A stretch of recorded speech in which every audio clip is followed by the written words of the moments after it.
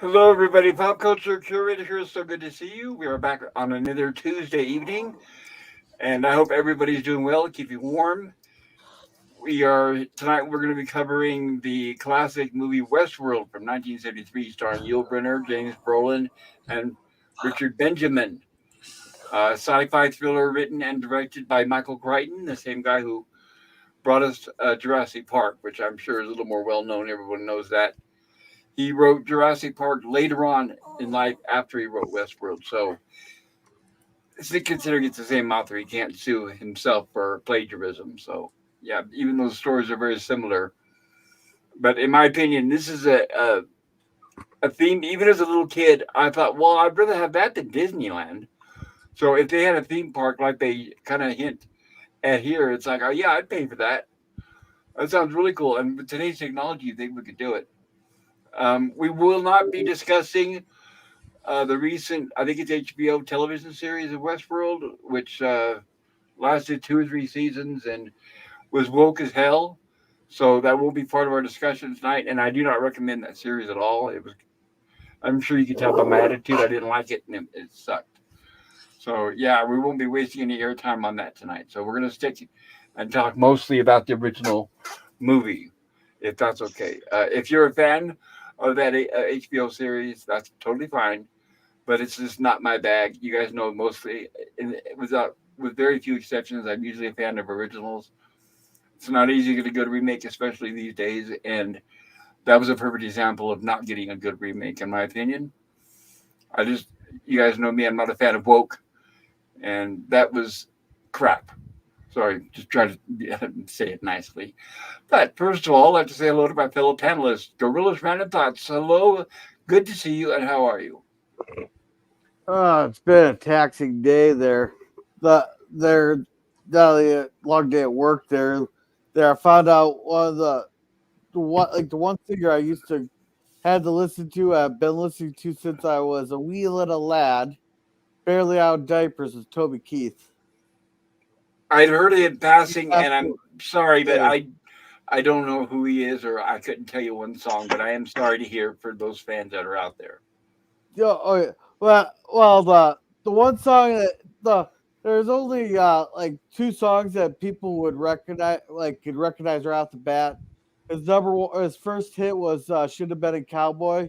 That's been playing ever since it first was introduced. And then the other one was right after 9/11, "Courtesy of the Red, White, and Blue." Everybody knows that song as the one. We'll put a boot in your ass. It's the American way. Okay, I hadn't heard of it, but all right, I'll take your word for it. But Oh, I am good song. sorry to hear that. He wasn't very old from what I hear. I guess he was like in his 60s. 62. Too bad. Did they say the cause of death? So he was diagnosed with stomach cancer in 22 July 22, I think it was. Oh, so he suffered for a few years. Well, good. Thank goodness he's in peace now, huh? Uh, well, he went through Yeah, all the treatments, but it was too late. that's usually the story. That'll probably be the same one for me as well. And I know, at least in my case, it's because I had a quack doctor. I hope that bitch rots without saying too much for getting myself on YouTube, but oh well. And sci-fi, sit down. What say you? How are you doing tonight? Uh, I am relaxing. It's been a relaxing day for me. Well, that is excellent. I am glad to hear that. And I watched your video on Star Trek on ranking of the TOS movies. I think it was no, it was all the Star Trek movies, wasn't it? Yeah, all the 13 ones that came out, yes. Right. As far as TOS, TNG, yeah. No, no, And you also included the J.J. Abrams ones, didn't you? yes. Okay, so that is a on Sci-Fi Sith. If I can see this right, Dan. Sci-Fi Sith Dan's channel. There we go. Check it out, everybody. It's a good little video there he put together. Stone Racket, good to see you, good friend. How are you doing tonight? Oh, not too bad. I'm ready to talk more about sci-fi. More sci-fi tonight. I know our Yep. stream is sci-fi horror themed, so I think this movie's going to kind of be in both ballparks. It kind Yeah, I'm of more of a sci-fi guy. But yeah, this is a mixture of genres for sure. And yes, and it's always fun when they do that. In my opinion, same when they have mixed horror comedy and sci-fi comedy. If you can get it the balance just right, it tends to be really, really entertaining. It's more sci-fi suspense than this movie is. Well, that's Yeah. true, I guess. Yeah, it has some horror elements in it though. And And yes. they cut out a lot to get it down to a PG rating. Well, is there a rated R cut that we don't know about, or is it out on DVD for rated R cut? As far as I could tell, it came out as PG, but I'm a little suspicious of that because I remember for a few years in the early 70s, it was GP, which stood for General Public Parental Guidance Suggested, and then they changed it to PG. So I can't remember what year they did that, but for a few years they had this GP rating, which was just confusing. Yeah, PG was early 80s. Because, yeah, you're right. Before that, before it was actually locked down, it kind of changed and varied sometimes depending on the movie. Because they used to have M, for mature, and that confused people. And yeah, then they thought it was like X. Yeah, they were like, "Hey, wait a minute," and so they changed it to GP for a few years. But maybe by '73, they did get the PG going because that. Well, PG was. No, I'm sorry. I'm thinking of PG-13. Yeah, PG-13 was '84 because of Gremlins and Indiana Jones. And Indiana Jones, yeah, that caused an uproar. Red Dawn. And Red Dawn, yeah. But yes, and it's been the same ever since. I know that a few movies dabbled with the X rating, trying to draw audiences in, and in most cases that usually failed. I think the only movie that was successful with X rating that was not considered a porn was probably Dawn of the Dead. But other than that, the few movies that did try to do it, it wasn't a good idea. So they found out, even with R ratings, generally they usually think that it pull in less of an audience than if it was PG. But there has been exceptions, like with Deadpool and like the It movies, and Exorcist and some others. There have been exceptions for rated R movies that pulled in quite the audience, and where if it's not rated R, it can really ruin the movie. So sometimes us as an audience, we expect it. We don't want to see it, tamed down. Well, they tried the X rating with RoboCop, and they decided not to do that because it would exclude a mass portion of the audience, so they kept it rated R. They turned it down to an R. Yeah, people seem to overreact on that scene where they shot Murphy over and over and over and over and over and over. So yeah, they definitely had to cut that one down. And which, by the way, RoboCop is another favorite of mine, Paul Verhoeven, and I will be covering that eventually on our stream. That's I think a fun movie to watch. I have seen it many times in my life, and that scene with Alex was massacred. That was kind of traumatizing for me as a kid. Well, I think it is rated R, isn't it? Yes. Yeah, shame on you. I'm just kidding. when I was a kid, rated R was like a magnet for me. It's like, oh, I've got to see that. I don't care how old I am. So yeah, I'm not putting any blame on anybody because I did the same thing. And lastly, but definitely not leastly, my excellent co-panelist and friend, Nemesis of Eden. How are you doing tonight? I'm doing well, Pop. Happy to be here. Happy to be on the panel with you and everyone else, of course. And hello to DVB in the chat. Glad you're here and hanging out with us. Now the real question is Gorilla up for being chat master tonight, or is he too tired to do that? Hey man, I can read that chat in my sleep, man. You know what I mean? Sometimes he does. Just kidding. Speaking of the chat, let's talk to these wonderful people in the chat. Yeah, good to see you guys. And thank you. Some of you guys came in early, and I do appreciate your patience. Very kind of you. Yeah. And Sci-Fi Dan got the coveted first in the chat spot tonight. Hey, he's here on the panel. Yeah. Well, I can't really see a Pop could drop the link early. That's why. Yeah. Very cool. Yeah. And DVB says, howdy, Pops and panel. Welcome, good to see you, DVB. Nemesis says, hail. Hail the Nemesis.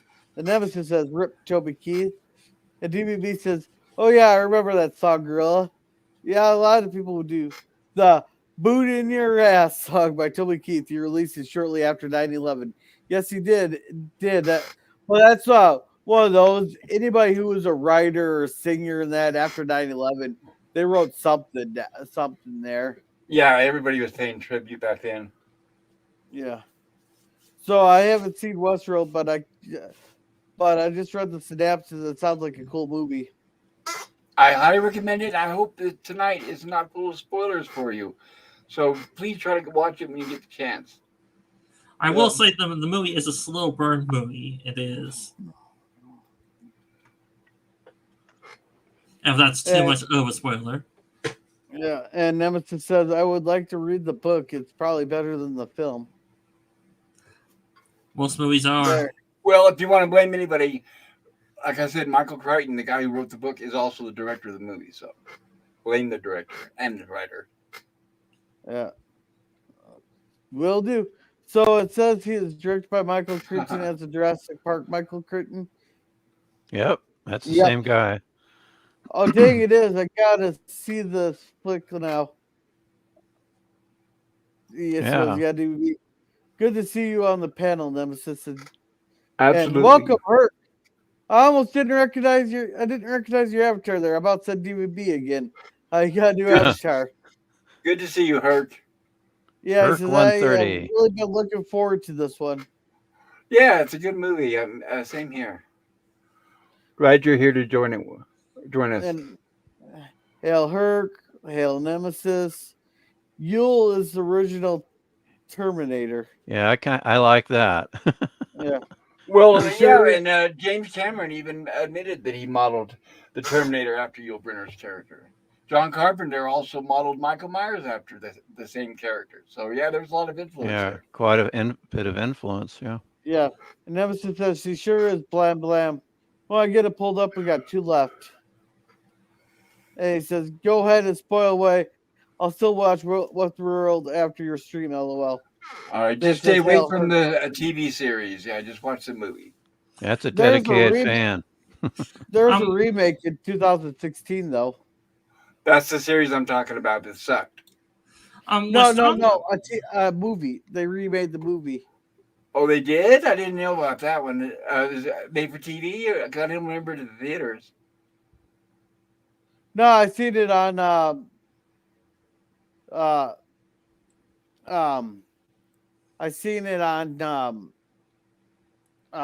Look Movie. There was a 2016 or something. I'll double check, but I had to double check which one we were reviewing. Was John Crichton known for directing movies by the time he did he wrote Jurassic Park and helped Spielberg with that movie, or was he just known for a book writer? I would say mostly as a writer. From what I know, I don't know a lot about Michael Crichton, but I don't remember him directing a lot of movies. I can think of one other movie he directed, and that was The Great Train Robbery with Sean Connery and Donald Sutherland and Leslie Ann Down. I didn't realize that, and that is a good movie.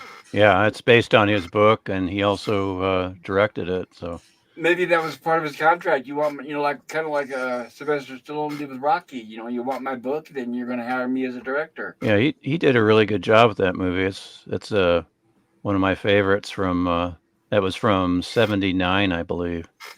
Well, and good for him. The fact that he's an author and he was able to successfully be a director too. That's very rare. And since Nemesis of Eden mentioned reading the book in the chat, I have a question for Nemesis. What is Michael Crichton's first novel? I don't know. What is it? The Andromeda Strain. Okay. Yep, that's the one that put him on the map. And of course, within a few years, they made a really good movie based on the novel. Yes, directed by Robert Wise. Yeah, even as a kid, I saw that when it first premiered, and these days it would be like kind of like what Sit Dan said. Yes, slow burn. Yes, but even as a kid, I was enthralled, and it was very interesting and a very good movie. Yeah, that's a more of a science fact than science fiction. Yeah, it's almost like watching a documentary. Yeah, is like this is probably what would really happen. All right. All right. We got a couple more chats here. Thank Nemesis says, nice new avatar, Herc. Yep. And I'm going to butcher this, so I'm going to apologize now. Welcome, Abdul Halim Bouyan. Bouyan? Bouyan. Hello, Abdul. Good to see you. It looks like he's on Twitter. Very cool. Welcome. I hope you enjoy yourself, and I hope you like our stream. Oh, wait. That's a troll. Sorry. What that guy is? Yes, Abdul is a troll. It's not a real person. It's a bot. Uh-oh. It's funny how bots are in the chat, and we're doing a movie about bots. Yeah, and I don't know if my wrenches can do anything about it because it's on Twitter. It's the first time Yeah, it's not showing up. It's not showing up in the YouTube chat. I didn't know Twitter could comment. Yeah, I didn't know that either. This is my first one. Every now and then I'll get one on Twitch or whatever the other streams I simulcast on, but yeah, it's my first one on Twitter. So screw you, Abdul. Sorry, go ahead. Well, before you told me that this was John Crichton's movie, the only way I knew him was from Jurassic Park. That's how I knew him, from that book and the movie. It's Michael Crichton, not John Crichton.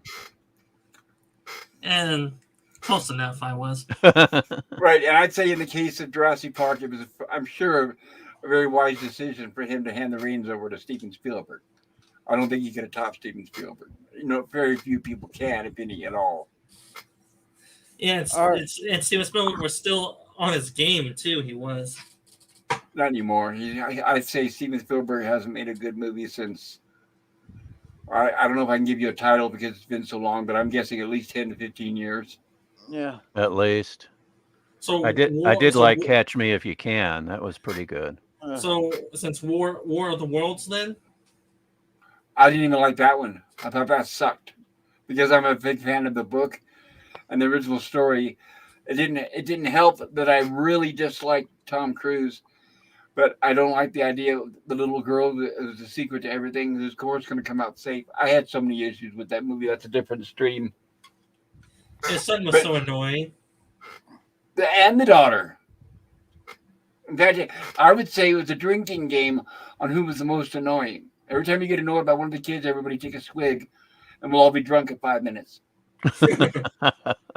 All right. Gorilla, I did look it up. Westworld 2016, that was the TV show I was talking about. Yeah, I was just about to say, I was going to correct myself. I made a mistake. There was a pilot movie, like that'd be no different than Encounter, Farpoint, or Emissary. They separated it out on Look Movie. Because the 62-minute movie. But let's catch up on chat. Let's get this movie started before I fall asleep here. Get the show on the road. Yeah. I will be utilizing the Stay on Target tonight. Sounds like a plan. Herc says, thanks, Nemesis. I got a cease and desist from Disney. Just kidding. It was time for an upgrade. And hail DVB. Oh, this is the Abdul thing you said was a troll. Edge of Time says, and welcome, Edge of Time. Greetings from the Edge of Time. The mysterious Edge of Time. DVB says, yes, I read good to see you, Edge of Time. Lost Park in Congo by Michael Crichton, but that's it. And welcome, the only one I know who's read Congo. Interesting. That's very interesting, the story behind that one. But okay, yeah, we need to talk about that someday. We'll talk about that another time. Yeah. And welcome, Jeremy. He says, hello. Hey, Jerem. Yeah, and greetings, Edge of Time. I enjoy the audiobook Spear, but my favorite is The Great Train Robbery. Oh, cool. And hail them as Edge of Time as the germ. He goes, yeah, the bot is not in the chat. This jumped on me. Totally. Yeah, something about the Andromeda strain. Yeah. And Herc says James Clavell was a writer turned director, successfully wrote Shogun and King Rat and directed To Serve with Love. Okay, very cool. Yeah, a good mention there. Yeah. The Terminal was pretty good. Never saw Ready Player One. I As you did, tried- and it's no. I read the book Ready Player One. I was very, very excited and anticipating the movie, and I was severely disappointed. And let's see, Edge Time says, I like Shogun as a kid, but can't remember much. He says, Same here. I saw it back then, but it was so long ago. I think maybe Richard Chamberlain, but I could be wrong. Yep, Richard Chamberlain, the king of miniseries on Yeah. television. Right, Yeah, chick flicks. Right, chick flicks. Without Yeah. chick flicks, he'd have no career. Yeah. DVB says Crystal Skull was lame. LOL. Hey, I can Yes. name a lot worse atrocities than Crystal Skull. Like the most I recent agree. Indiana Jones movie, right? I mean, that actually made No. Crystal Skull look like a masterpiece. Yeah, that was the Dial of Destiny. That was the most recent one. Yeah. Exactly. And DVB says, okay, I'll stop typing for a while. LOL, Gorilla. You're good, DVB. Just keep on, or just trying to get on target here. And welcome, Pickles. Welcome. Hey, LLDG, good to see you, buddy. And he says West Wired got Wired. Race Word. Wild. No wait. I think he's trying to impersonate that one chick from the Disney Snow White. Weird. You didn't see my facial expression on that one. Oh, you're all. It's weird. Weird. Sorry. Weird. The drama strain would be a movie worthy of the channel to review. I second Maybe. that. Yeah. So we're I've read Planet of the Apes. I'll third and fourth that until I finally get it through. Sorry, go ahead. I never did get a pick for my birthday there, Pop. Well, you're always welcome to, sir. I wish we would have done it back then. I'm sorry about that, but yeah, I'm willing to make it up to you. Well, here you go, Pop. For my birthday, I want to do the original Planet of the Apes. That would be excellent. Oh, sweet. All right. Edgy Time says I've read Congo, not terrible, but the movie had a bad reputation. I've heard of it, but I never kind of bothered with it. It's worth it if you're a Bruce Campbell fan. If it doesn't matter, if he doesn't matter to you, pass. It does have like the best PG-13 kill I've ever seen in a movie, but we'll talk about that when we get to Congo. Yeah, and Sci-Fi Stan says Crystal Skull was okay, and he said, and Dempsey says Hail Pickles. DVB says Hail Pickles, and Edgy Time says I like the book Ready Player One, but avoided the movie. I had no faith in Hollywood pulling it off. Well, the only thing I would say, okay, if you want to watch Ready Player One, it was nice to see the DeLorean from Back to the Future back in action. You know, there were some member berries that were like cool to see. But if anybody who read the book knows, if there was a lot of member berries that we were looking forward to seeing in the movie that were not in the movie. And that was one problem because it was a Warner Brother movie, so everything they showed had to be a Warner Brother property. And the book had everything from Johnny Five to Mechagodzilla in it, unfortunately. And so that's why I was disappointed. You got to have Mechagodzilla. That's my opinion. Seriously, I know. Yeah. I think we got like a Transformer or something like that instead, if I remember right. The Iron Giant, you mean? The Iron Giant? Iron Giant, that's it, right? That's right. There was a Transformer in the book. Or one of those. But yeah, we got the Iron Giant because it's a Warner Brother, which is okay. I like Iron Giant, but still I wanted to see what I read in the book. I definitely wanted to see Johnny Five because in the book, and spoiler review, everybody, Johnny Five saves the day. And that's why I was so disappointed that he was not in the movie. Yeah. Well, All Pops, a rule of thumb is that sometimes you gotta be disappointed because the book sometimes is always better than the movie. Oh, many times. Yeah, usually it's a rare exception that it's not. But yes, I totally agree with you. Or Greg. We want to get this pulled up here? Howdy, Ola Greg. Good to see you, sir. Hope you're staying warm and staying healthy. Yeah. Welcome, Euler Greg. Says hello, everyone. Figures. Hey, and Euler Greg says it's a great movie. Hey, Greg. All right, we're all caught up with chat. Thank you, sir. I appreciate that. All right. So without further ado, away we go. Hopefully we won't have any problems with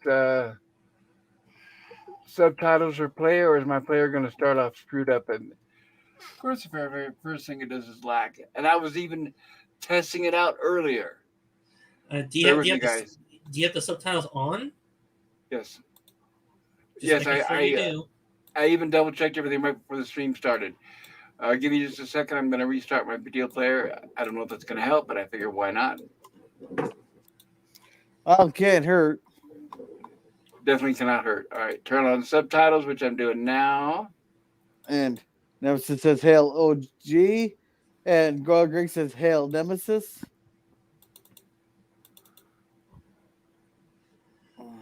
So who's gonna be chat master if Gorilla starts sleeping?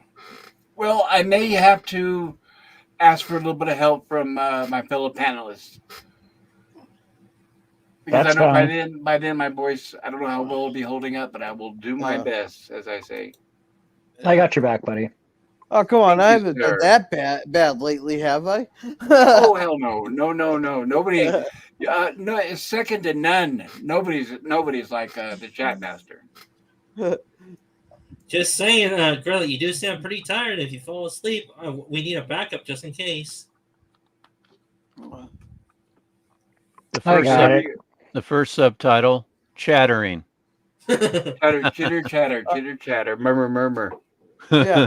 And this whole scene here, I was calling BS on it. It's like, okay, how much did you pay these people to walk past just to stop them and ask them how their experience was? Because no one has 100% row just randomly asking people how was it. No, but the press is known to stage interviews. Yeah, so that's it's what I not said. totally uncommon. Yeah, I called this BS. It's like because I know, like, you know, when you hear these ads where you have like 4 or 5 people one after one saying how wonderful their service is, they pay the people who have the service $50 to make a positive review. Yes, in fact, I know that for fact. Yeah, it's great that you say that because I wish I didn't know we were going to talk about this, but that reminds me of is the great Naked Gun movies. There was one of them that came out. It may have been the third one. I don't remember if it's the second or third one, but they staged exactly this. They had a reporter outside the theater, and people were coming out, and the reporter said, "Tell me, sir, what did you think about the Naked Gun?" And he said, "Oh, I guess it was all right. I really didn't like it." And they hand him a big wad of cash. He goes, "It was great. The best movie I ever saw in my life." So yeah, I think they're parroting Disney pretty much. Disney, I think, is the one the most guilty of doing that. No, but my cousin did that for their internet provider. They paid her $50 to put a positive review on one of their radio ads. And did she do it? Sure. Hey, $50 is $50, man. There you go.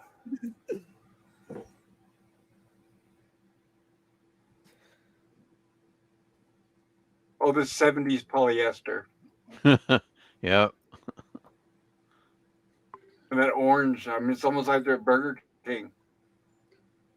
And it has that distinct 70s look. Oh, absolutely.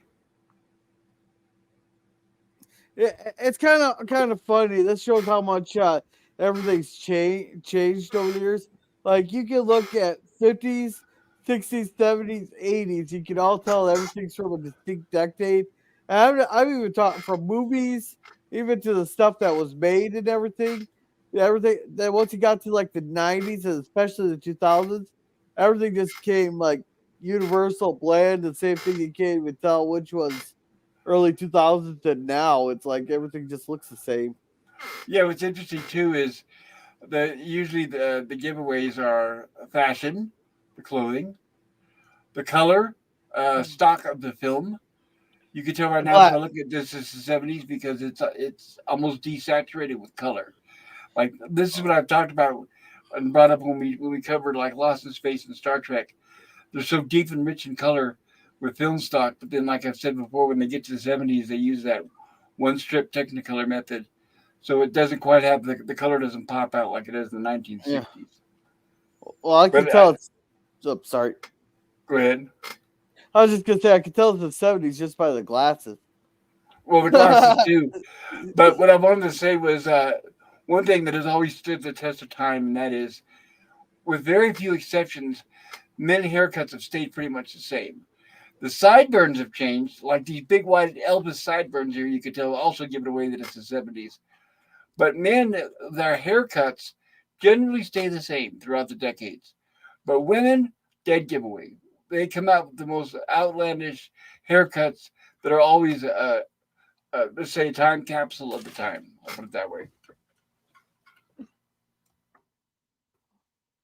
But that man's like the interviewer, the host, the person doing the interviewing. If you take away his sideburns, that's just a regular common haircut, parted to the right, split down on the left. That's a haircut I've used ever since I was a kid. Most people, well, when I do have hair, that is. And most people, that's still a haircut right now. Men keep it simple, like that suit he's wearing. We've always kept suits basically the same. You can walk around right now in that suit the guy on the left is wearing. Nobody would notice. It looks exactly like a suit today. It looks exactly like a suit from the 1930s and 40s. Well, with the exception of a zoot suit. But men, I think, are a lot more practical. I don't think they, and I don't want to step on any toes or insult anybody, but men don't seem to be seeking attention as much as women. I think that's why women seem to really go way out there on a limb when it comes to fashion and hair, at least in my opinion, that is. But basically, they're okay. So the interview is interviewing people. They just come out of Westworld or out of the theme park in general. This is a theme park that has different themes. There's a ancient world, I can't remember exactly, the Roman world, and there's Westworld and a few others. So, and like Gorilla was saying at the beginning, so as a promotion, we have this commercial, which now we don't know it yet, but the camera's gonna pull back, and we're gonna find out that this is an advertisement for this park. Which, like I said, I wish they really had. I'd be willing to pay for that. I would do anything.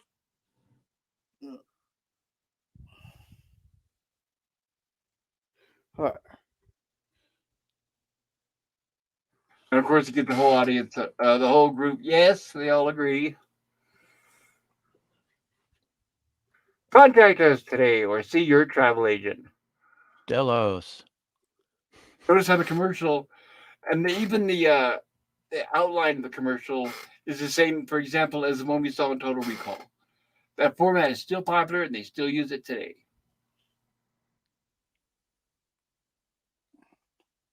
So we get the introduction to our magnificent cast. Oh, and by the way, when they made this movie, they didn't have a lot of money to spend, obviously. Even though it was made for the theaters, it wasn't like today where they just throw unlimited buckets of money to it. So was it Yul Brynner was actually down on his luck. His career was actually waning, and that's the only reason why he accepted this role for I think it was 350 grand at the time. And then of course it was a big boost in his career. I mean, it really brought him back, and I would say it kept him on the top until he passed away. He didn't do necessarily movies after this, and excuse me, and TV or stuff like that, but he was well known for his live stage production of The King and I, and he pretty much played that up until the very end. So I was very happy for him that this revived his career and brought him back. And also at the time, James Brolin, father of Josh Brolin, who we all know as Thanos from the MCU movies. James Brolin, Dr. Stephen Kiley on Marcus Welby. Right. Husband to Snuggleupoulos, Barbara Streisand. Oh, that's right. Herself. Before she married John Peters. Yes. Yeah. Uh-huh.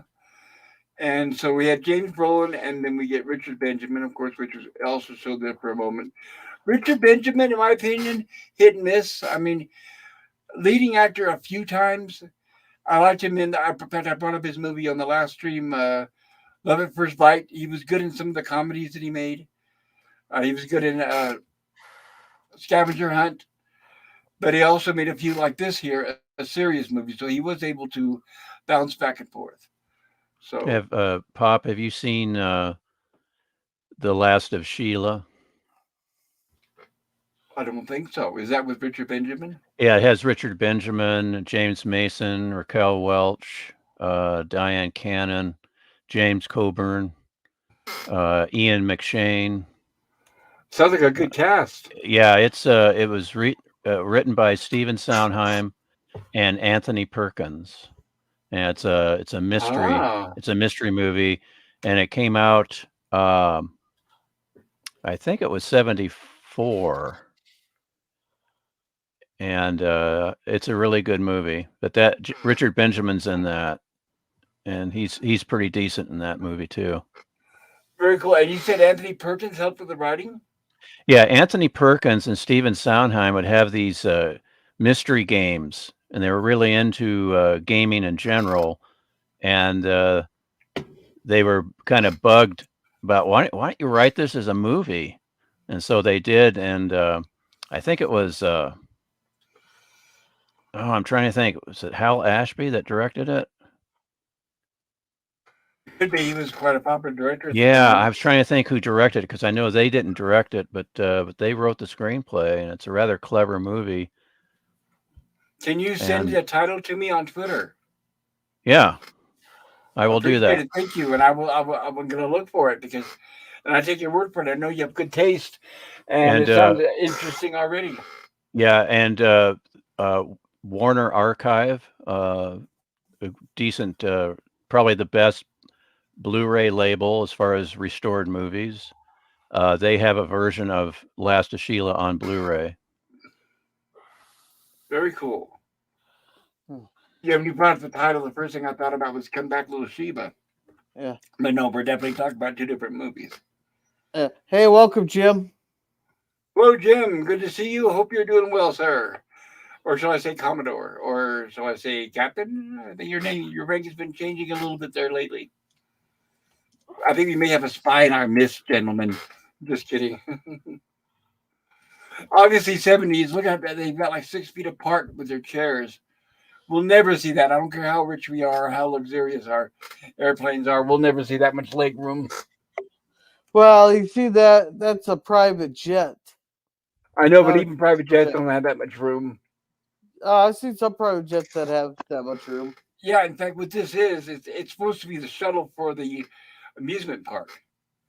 So, yeah, here, this is Westworld 1973. This is their portrayal of the shuttle that they paid for, or probably that's included with the price of the ticket to the park. But what do we get in reality? We get them cramming people onto a U-Haul for that Star Wars experience, right? And I don't know who paid for that, but Jesus, for anybody that would fall for that, put them in a box truck and make it look like they're trying to go from one spaceport to another. Jesus, Well, they it's so shouldn't bad. they should not have advertised that part.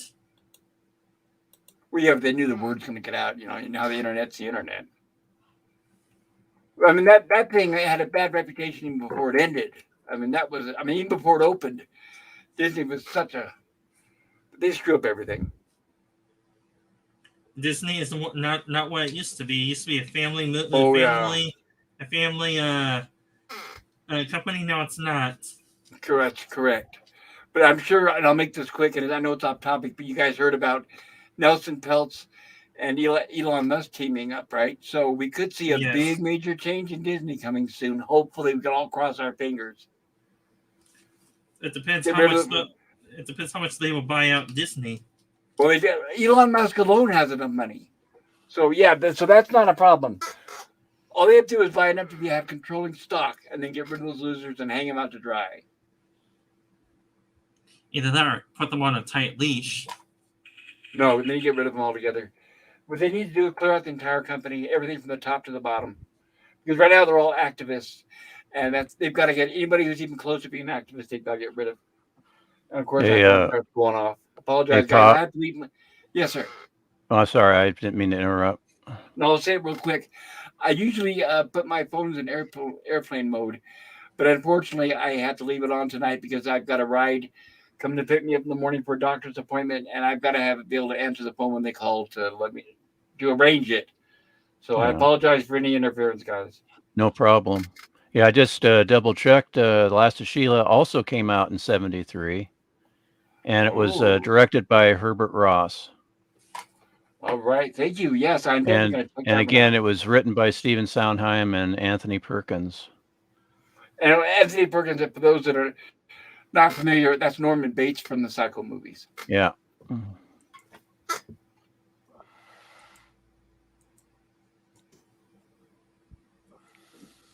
Obviously, here we have Death Valley, and you can see the Joshua trees. Yeah, I guess So did this you're we? talking about the space shuttle flying through the desert? Yeah, I could have sworn when I saw this on television back in '75 that they had a shot of the actual craft flying over the desert, and it was obviously modeled with blue screen, but at least you could see the thing flying along, an exterior shot instead of all this interior stuff and looking out the window. And Right, also known as an establishing shot. It would have been yeah, nice. I know Crichton did a lot of trimming to get this movie to move, have a better pace, and so he, as far as the theatrical cut, but this was on television where they probably added some footage to make up for some of the stuff that they cut, as far as the Right, violence and whatnot. right. And as we all know, it's like the way the networks work when they get their hands on a theatrical movie is the first thing they do is they start cutting because of content and censorship. The second is because of ads and commercials. They want to squeeze them in as much as possible. Yeah, The the third point is by doing point A and B. The last advantage is sometimes they will add scenes that were not in the original theatrical versions. A good yeah. example of that is Superman the movie. Oh So yeah, we had, yeah, that's a big story in itself when they cut that down and added extra scenes for for television. Some of those scenes were actually very nice and excellent, and it's too bad they weren't in yeah. the theatrical Yeah, cut. they do have on Warner Brothers Blu-ray. They do have the full cut of the Superman movie that was aired on television, which it's close to 3 hours. Yes, right. Sometimes Almost and like they'll this do that review. too. Yes, What was and what was I that? like that. Go ahead. Oh, I didn't hear what Nemesis said. I said almost like this review. We're almost at an hour, and we're 15 minutes into the movie. We'll get there. All right. There's usually a lot of establishing mumbo jumbo going back and forth. We're sorry about that, guys. I do apologize. And that's where we have Vincent Van Patten. It's interesting to see him in a serious role. He usually was known for comedy at the time. A lot of Mel Brooks movies. Plus, he had a TV show called Eight Is Enough.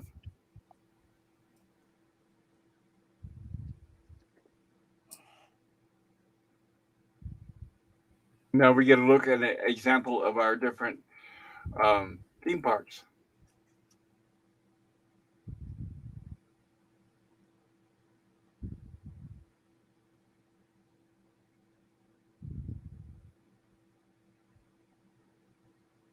Very 70s.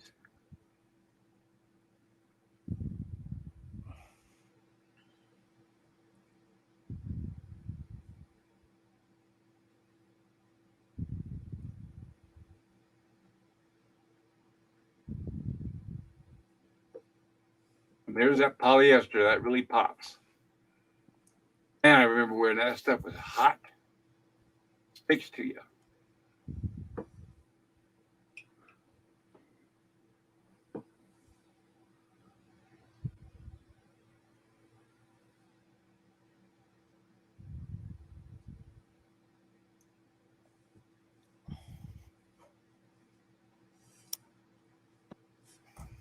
And we have our space age computers. Don't you love it? yeah. Yeah, back then they probably were cutting edge. They were, and they were very heavy. When you get to the main control room or control center, if you listen carefully, you'll hear the sounds of Robot B9 from the Lost in Space television series. Yeah, he's in there somewhere, isn't he? Yeah.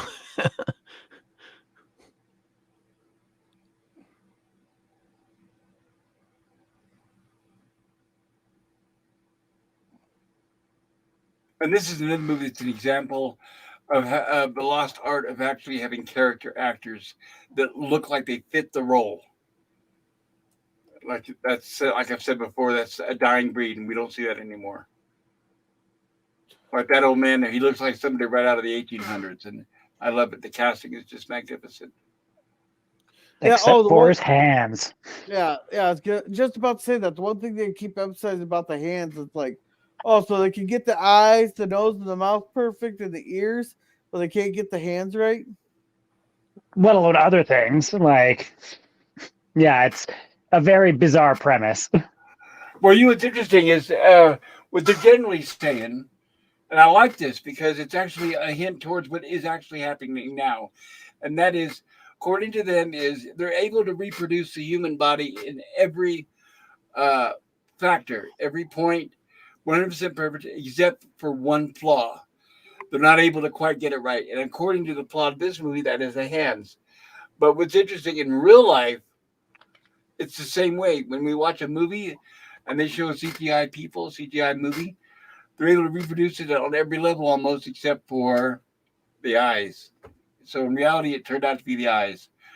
And if you're not aware of it, look up Uncanny Valley. That seems to be a big problem with Hollywood. Is that guy in the green shirt? Is he known for playing villains? Because that guy looks familiar, unless I'm thinking of another actor that looks similar to him. I would say usually It's a good guy. Fonzie, isn't it? No. Henry Winkler, no. That's James Ah. Brolin. Okay, this is Richard Benjamin. And the guy in Yeah. the green shirt is James Brolin, father of Josh Brolin. Oh, okay, my bad. So they are I related. did find this scene comical. Yes, you can tell this guy is definitely not a regular gun owner and user. I don't find it comical. I That's think me. That's That's true. Okay. If they wanted to make it comical there for everybody, Yeah. get shit out the beer. No, I was just joshing. Oh. This See, is that's fun. why. It's funny when he on his third try to practicing his draw, he actually shoots the gun through the mirror. Yeah. And see, what I do like about that is, like I said, he was mostly known for comedy. So that's the movie's way of adding a character with comedic elements without going over the top and it being obvious. So I thought that was another good casting choice with having him in this. Plus, they're establishing for us, the audience, that the gun can shoot everything that is, well, I don't want to give away too much yet, but they're showing that it's a real gun. And you've got to be careful that there are actual consequences. Yeah, plus it also gives hints to the audience into what the actor also does besides playing a straight role or a dramatic role. He can also do comedies as well. Correct. Just for some information, this movie cost $1.5 million and was shot in 30 days. Jeez, compared to And- these days, my God, yeah. it would be 200 million. And after it was shot in 30 days, it was in theaters within 5 months. Yep, that's- they didn't have all the post-production garbage they do now. Yeah. So that's pretty darn fast. Well, the good thing Most about of- the good thing about having human-like robots is that you can cast real humans in the roles instead of having all CGI or computer-generated images. Right, that What? does save money. What? Money They're and not time. they're not real robots? What? When you think about Yul Brynner with the structures, his face and everything, excellent choice to play a robot because his face looks almost plastic. I Yeah. don't know, it's just got a certain look to it where it looks almost artificial. So I think that was great. Yeah, he was definitely the best thing in the movie. Most menacing. Plus, how is it that the actors that play hero characters are also great at playing villain characters? I mean, or they're better at it usually. Sometimes. Well, most, with very few exceptions, most actors enjoy playing villains. Like Vincent Price, he didn't really hit his stride until he started playing a villain, and that's what made him famous. And as we've spoken before, Henry Fonda was beside himself, excited when he was chosen to play a villain. And Once Upon a Time in the West. yes, I kept thinking, I kept getting so many Western names mixed up in my Yeah. mind. Have you Thank have you seen Henry Fonda in Warlock? Oh yeah, that's- yes. That's a Western. He's not a total bad guy, but he is on the darker side, and he's really good in that. Yes, I also recommend Charlton Heston in The Big Country.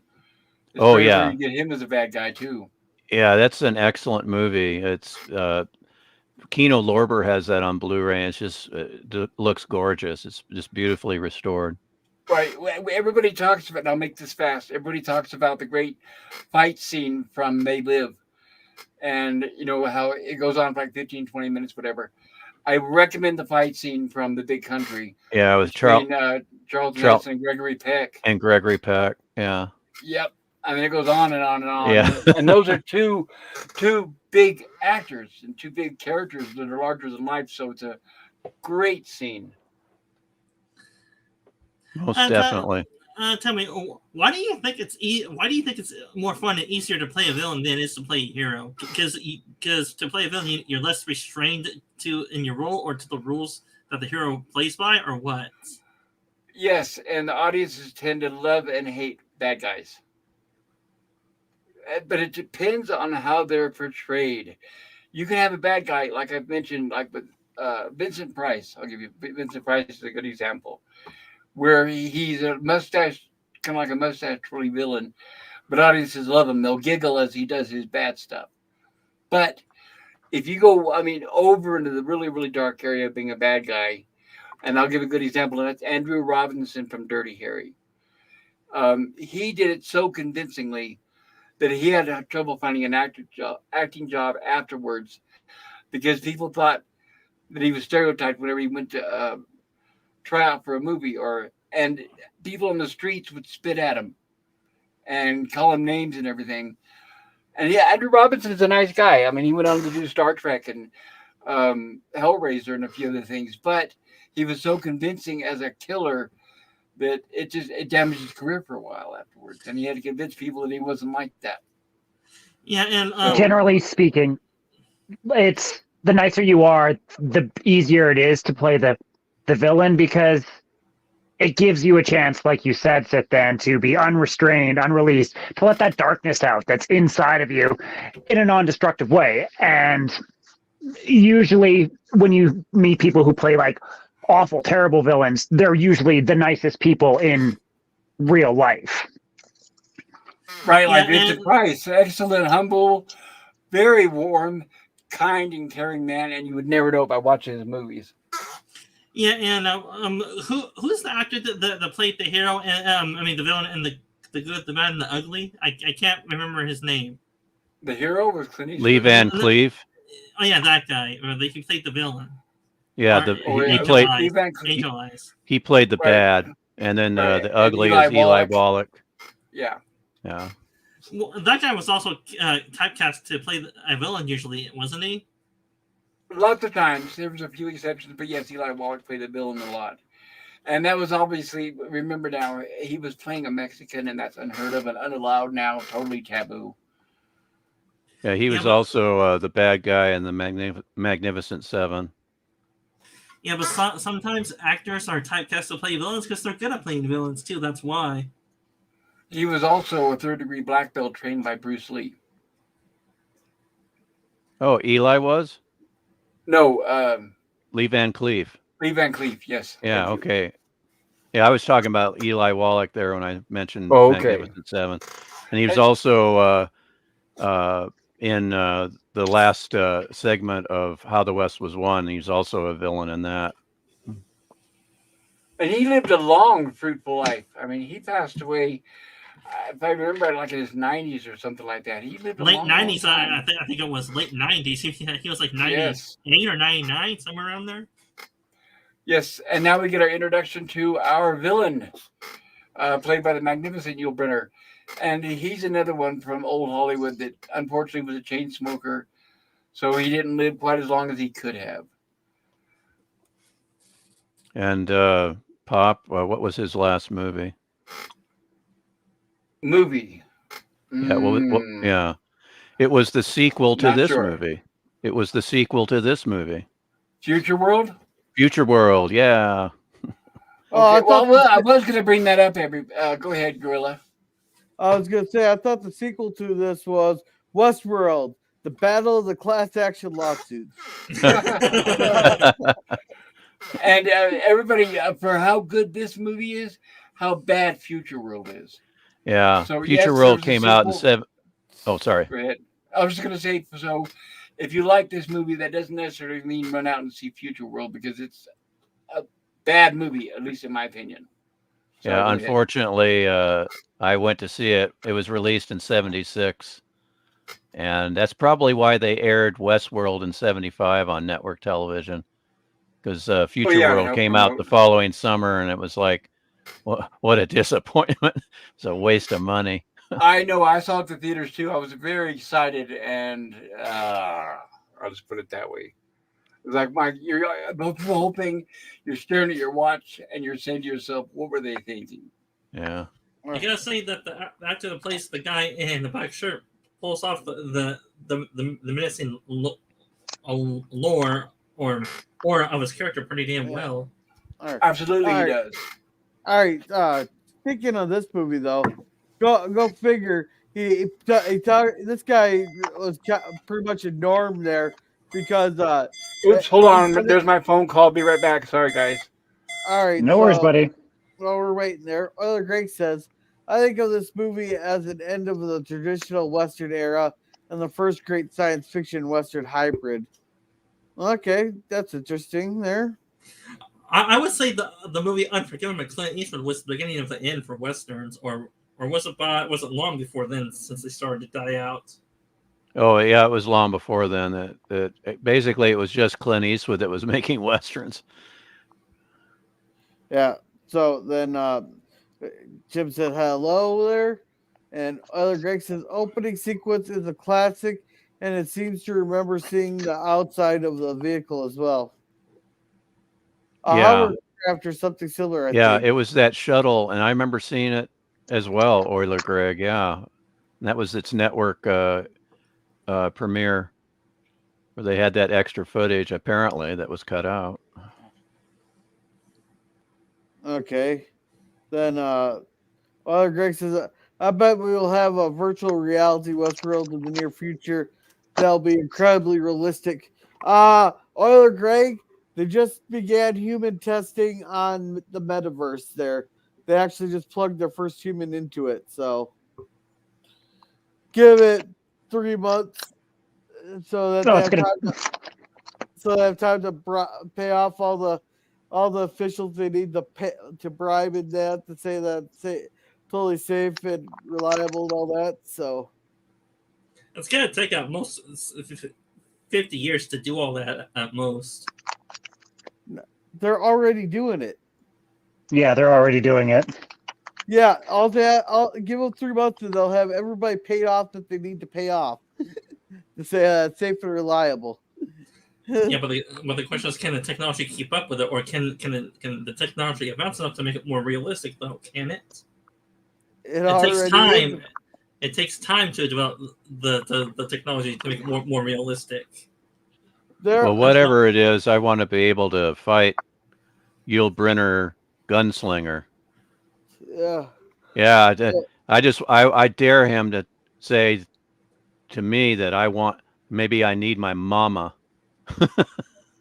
Yeah, then other Greg says the Great Pop, you'll have the perfect look for the role of the gunslinger.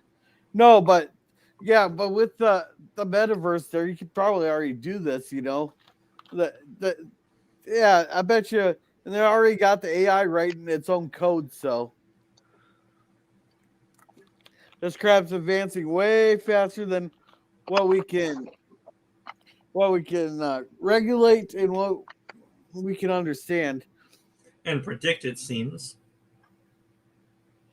Hey, I can already tell you what's going to happen. Just look at Terminator. Why do you think I've been praising the AI overlords forever, Gorilla? I know, right? That's why I always Well. say you're going to be the one that survives the AI apocalypse. Yeah, because Nemesis knows whose butt to kiss to stay alive. Oh, I know what's inevitable. It's not a matter of if, it's a matter of when. I just hope I'm not alive at that point. But if that's the case... Oh, Nemesis, that can be arranged.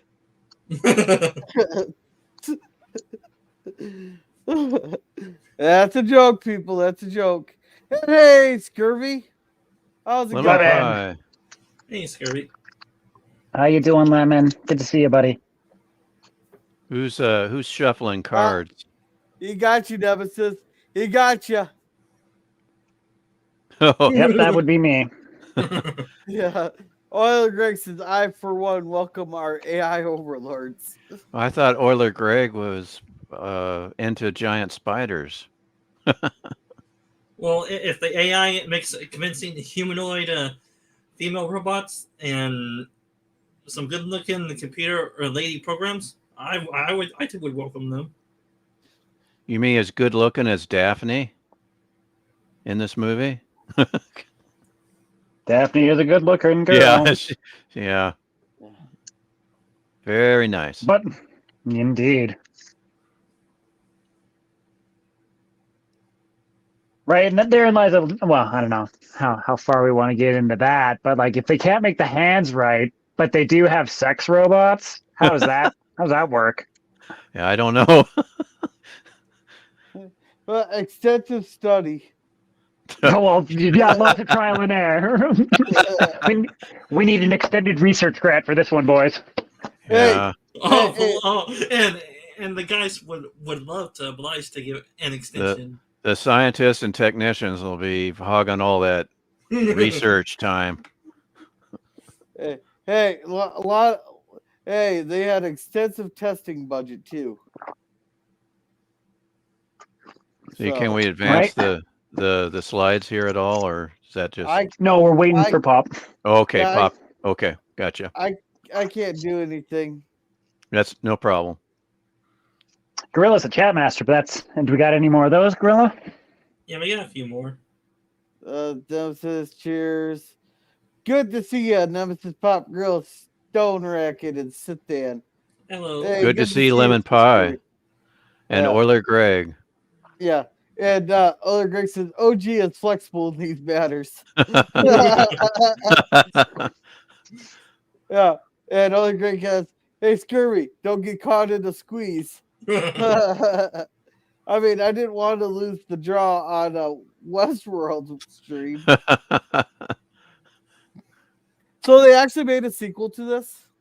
Yes, in '76 with Peter Fonda and Blythe Danner, and then Yul Brynner reprised his role as the gunslinger. It's not, I think it wasn't very good. No, I saw it once in the theater, and it's totally forgettable. Yeah. I don't remember much at all from it. Yeah. See, this is why I wouldn't want to run amusement parks, though.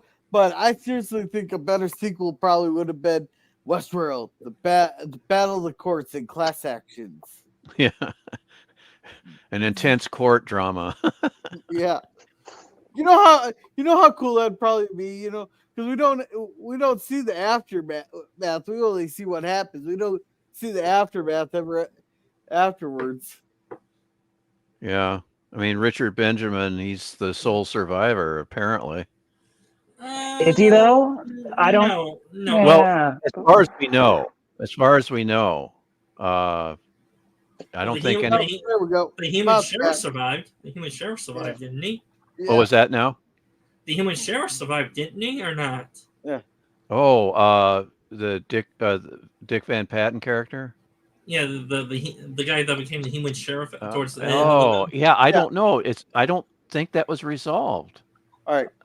No, all right, Pop's back, but this guy here, he starts telling the guy to shut up and started to hear him talking, but the whole time the guy was like Norm on DS9. Yeah. Well, dude, right? And I'm just like, I feel no remorse for this character now. As soon as he did this, I'm just like, man, you're gonna get what's coming to you in the end. Like, I don't like this guy. I'm like, this is your own fault. Are you referring to Richard Benjamin? Yes. Or you didn't like him? Yeah, the guy. No, not particularly. Oh. Yeah, the Mr. Porno stash. There we go. I always root for the human to survive. That's fair. I root for the monster. Hey, how many times and Pop and Nemesis can vouch for me? How often do I always want a movie where the good guys all just get what's done. I want the bad guys to win. I don't want that happy ending. Well, Yeah, You've said it a few times. Yeah, it's interesting that the James Brolin character, who is the experienced one as far as this Westworld amusement park, he can't shoot worth a darn with when they were trying to shoot the rattlesnake. He was missing all the time. It's like Oh, wait a dude, minute. I was like, I would that when we get to that scene. Yeah, no, oh man, it's yeah, And then very bizarre. Richard Benjamin's character, this is all new to him, and then he ends up being the survivor. So I like that. I So do I. always. What was that, Pop? Yeah, sorry, I just got back. But yeah, I agree. I Yeah. totally agree with what you said, because going into this movie, the first thing you think of is, oh, James Brolin's going to be the hero, and Richard Benjamin will be the weak guy who was getting killed. And it's like, no, it was like a little, Yeah. When I first saw this, I was Yes. surprised too, because I was more familiar with James Brolin, and then that whole scene where he's like, "I got shot," and like, "Oh crap!" Right. Now, the panel had a question about the Dick Van Patten character. Do we see him dead, or do we know what happens to him? I don't remember. I believe so, and I don't want to give away too much spoilers. Okay, I'm sorry. Oh no, don't apologize. Yeah, I But just yeah, couldn't remember his story being resolved. But that's I believe they do, yeah, because he's a Yeah. pretty big main character in the movie. That would be a big Yeah, problem if they don't show what happens. yeah. Because if anything, they just have a shot, a revealing shot of him somewhere in the town. But I just right don't. because I'm going to show my ignorance here. He's not the same character who's the knight in whenever Right. we jump over that portion. Right. Right. That's a different one. It's kind of weird. It seems like he and his wife are kind of at odds in the opening, if I read that correctly. You're talking about the guy who Yeah. goes to Roman world, right? Who goes to medieval world? Or medieval Well, world? Yes. Yeah. Or Well, is it his wife goes to Roman world Well, and he wait, goes to medieval world. That's right. wait, Right. I And we thought, find out the reason why is because he wants to cheat on his wife, obviously. Right. And they both well, anyway. wait, I Yeah. thought in the beginning of the movie, the whole point of him coming here was because his wife left his ass 6 months ago. Well, yeah, Yeah. we're talking about a different character, but yeah, Richard Benjamin's character is recently divorced. Yeah, that's correct. And I have a philosophical question. Tell me, if you cheat on a humanoid robot, does that consider cheating with your wife or not? Well, they're almost identical to people, so Is that considered yeah, cheating? it's certainly.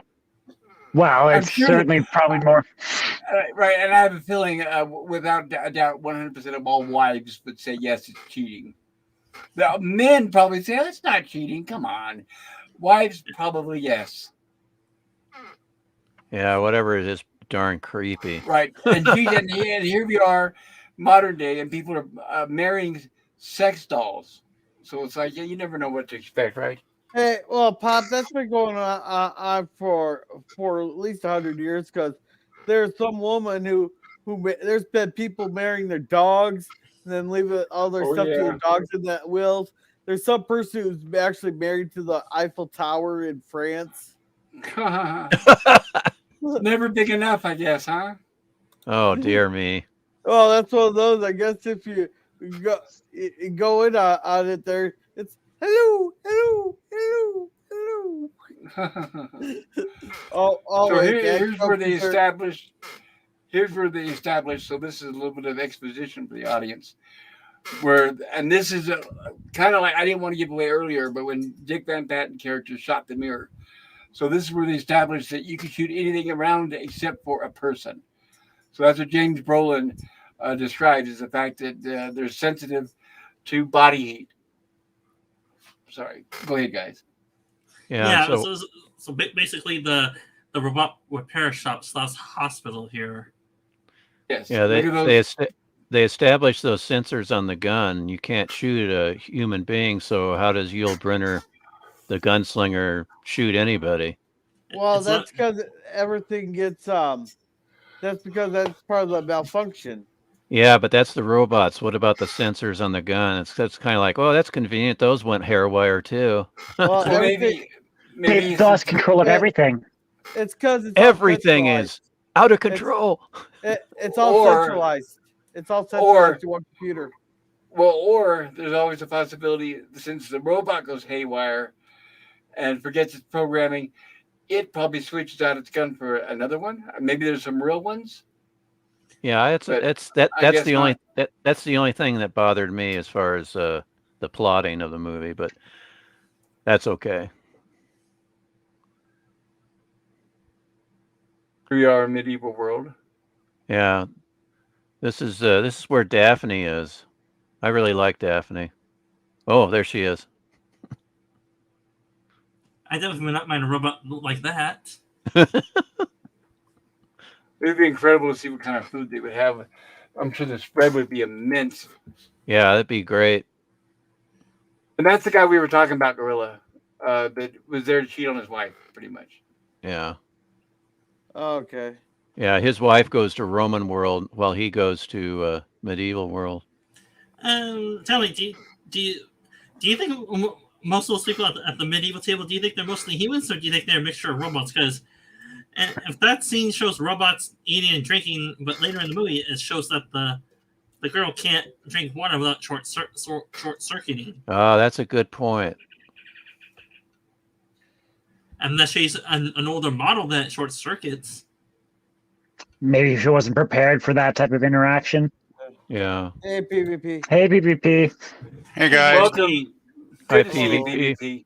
Well, Hi. maybe think about this. If the robots are sitting around the tables eating, it could be possible that those specific robots, their design allows for it. So perhaps there's like an inner tank where they could bring in so much food and liquid, but it just goes into a tank, which later could be Yeah, that disposed. could be. Yeah, they could just have the banquet robots, for instance. Yeah. Uh-huh. Now, can't remember the name of that actress at the end of the table, but what Outer Limits episode was she in, Pop?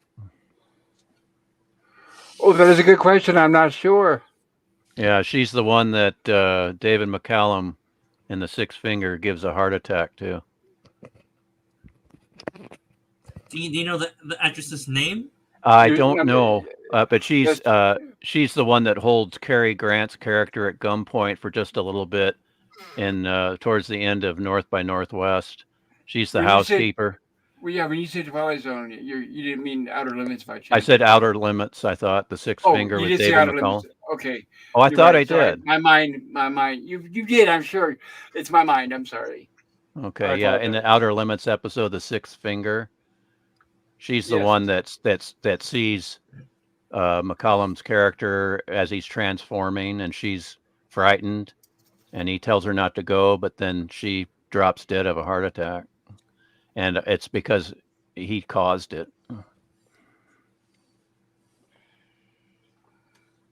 Yeah, it does make sense that they would have robots that could eat at the table with the guests, though, because the robots seem to be very specialized, right? You've got the madam robots, like in this shot. You've got the gunslinger robots that are programmed to go out and have gunfights with the guests, and you've got obviously the bartender robot here. I think they seem to be quite specialized. Some of them. Yeah, Very that's a reasonable. possible. By the Reasonable. way, is that That's Yes, Major. it is. Yep, that's Major Barrett. Yes, I thought it was. Yes. On Star Trek? Yeah, Yep. Yes. you're right. Yeah, Major Barrett, Nurse Christine Chapel. And I don't know why, but when I see this, and I remember recognizing her as a kid, but now knowing what I know about the history of Star Trek and Gene Roddenberry, I don't know why, but and I know I probably shouldn't be thinking this, but I'm thinking the only reason why she's in this movie is because of Gene Roddenberry must have knew somebody on the staff, because I just can't see her being the type of actress that people search out and look for. But that could be me. Like I said, I know I probably shouldn't be thinking that way, but I just always thought that every role she ever got was because of Gene. Well, and here's something more. So, maybe Gene had to take this role to have him something to look at while watching this movie. Well, he probably want that all the time, but I'm just saying that maybe Michael Crichton was a Star Trek fan. I know this is an MGM production; it's not a Paramount, but I don't know. Something just tells me there had to be some way to get her in there. Um, I don't know. Like I said, I Yeah, could be Well, wrong, but I just yeah. don't. I can't. I don't believe it. Because Gene Roddenberry for a while was at MGM. Yeah, this is So a time where he was making what, like Earth 2 and all that kind of stuff. yeah, Genesis, Earth 2 and Genesis 2. Genesis 2. Yeah. Uh-huh. Earth to the Yes. TV show, you mean? Of course, that was with Universal, I think. It's complicated. Right. well, I'm There's sure. also Spectre was around the same time. Robert Yeah, that Culp. was in '76. Like, There's Okay. you do mean Earth 2, the old TV show, right? Where they land on a planet with primitive aliens and they try to survive together with them or something? No, we're talking about a low budget made for TV movie with John Saxon. Oh, then No offense against John Saxon. Yeah, no offense against John Saxon. I like him, but the movie was. Yeah. I'll just say Gene Roddenberry's early '70s stuff was forgettable. Yeah, In my definitely. Hey, can we catch up on chat real quick? Thank you, Gorilla. Other Greg says, always wait for the red eye to stop moving back and forth before you draw. It's only courteous. Then Other Greg says, go monsters! LOL. I was rooting for Yul as well. And Scurvy says, mustaches versus no mustaches. Pew, pew. And Other Greg says, I rooted for Aerosmith and Sgt. Pepper's Lonely Hearts Club Band movie every time. They always lost. So I get why you rooted for Yule. And I heard the tail end of that conversation when I got off the phone before I came back on the panel. And I agree with every now and then it's nice to see the good guy win. But in my opinion, your best chance of seeing that is in a foreign movie. Americans are just hardwired not to like that, unfortunately.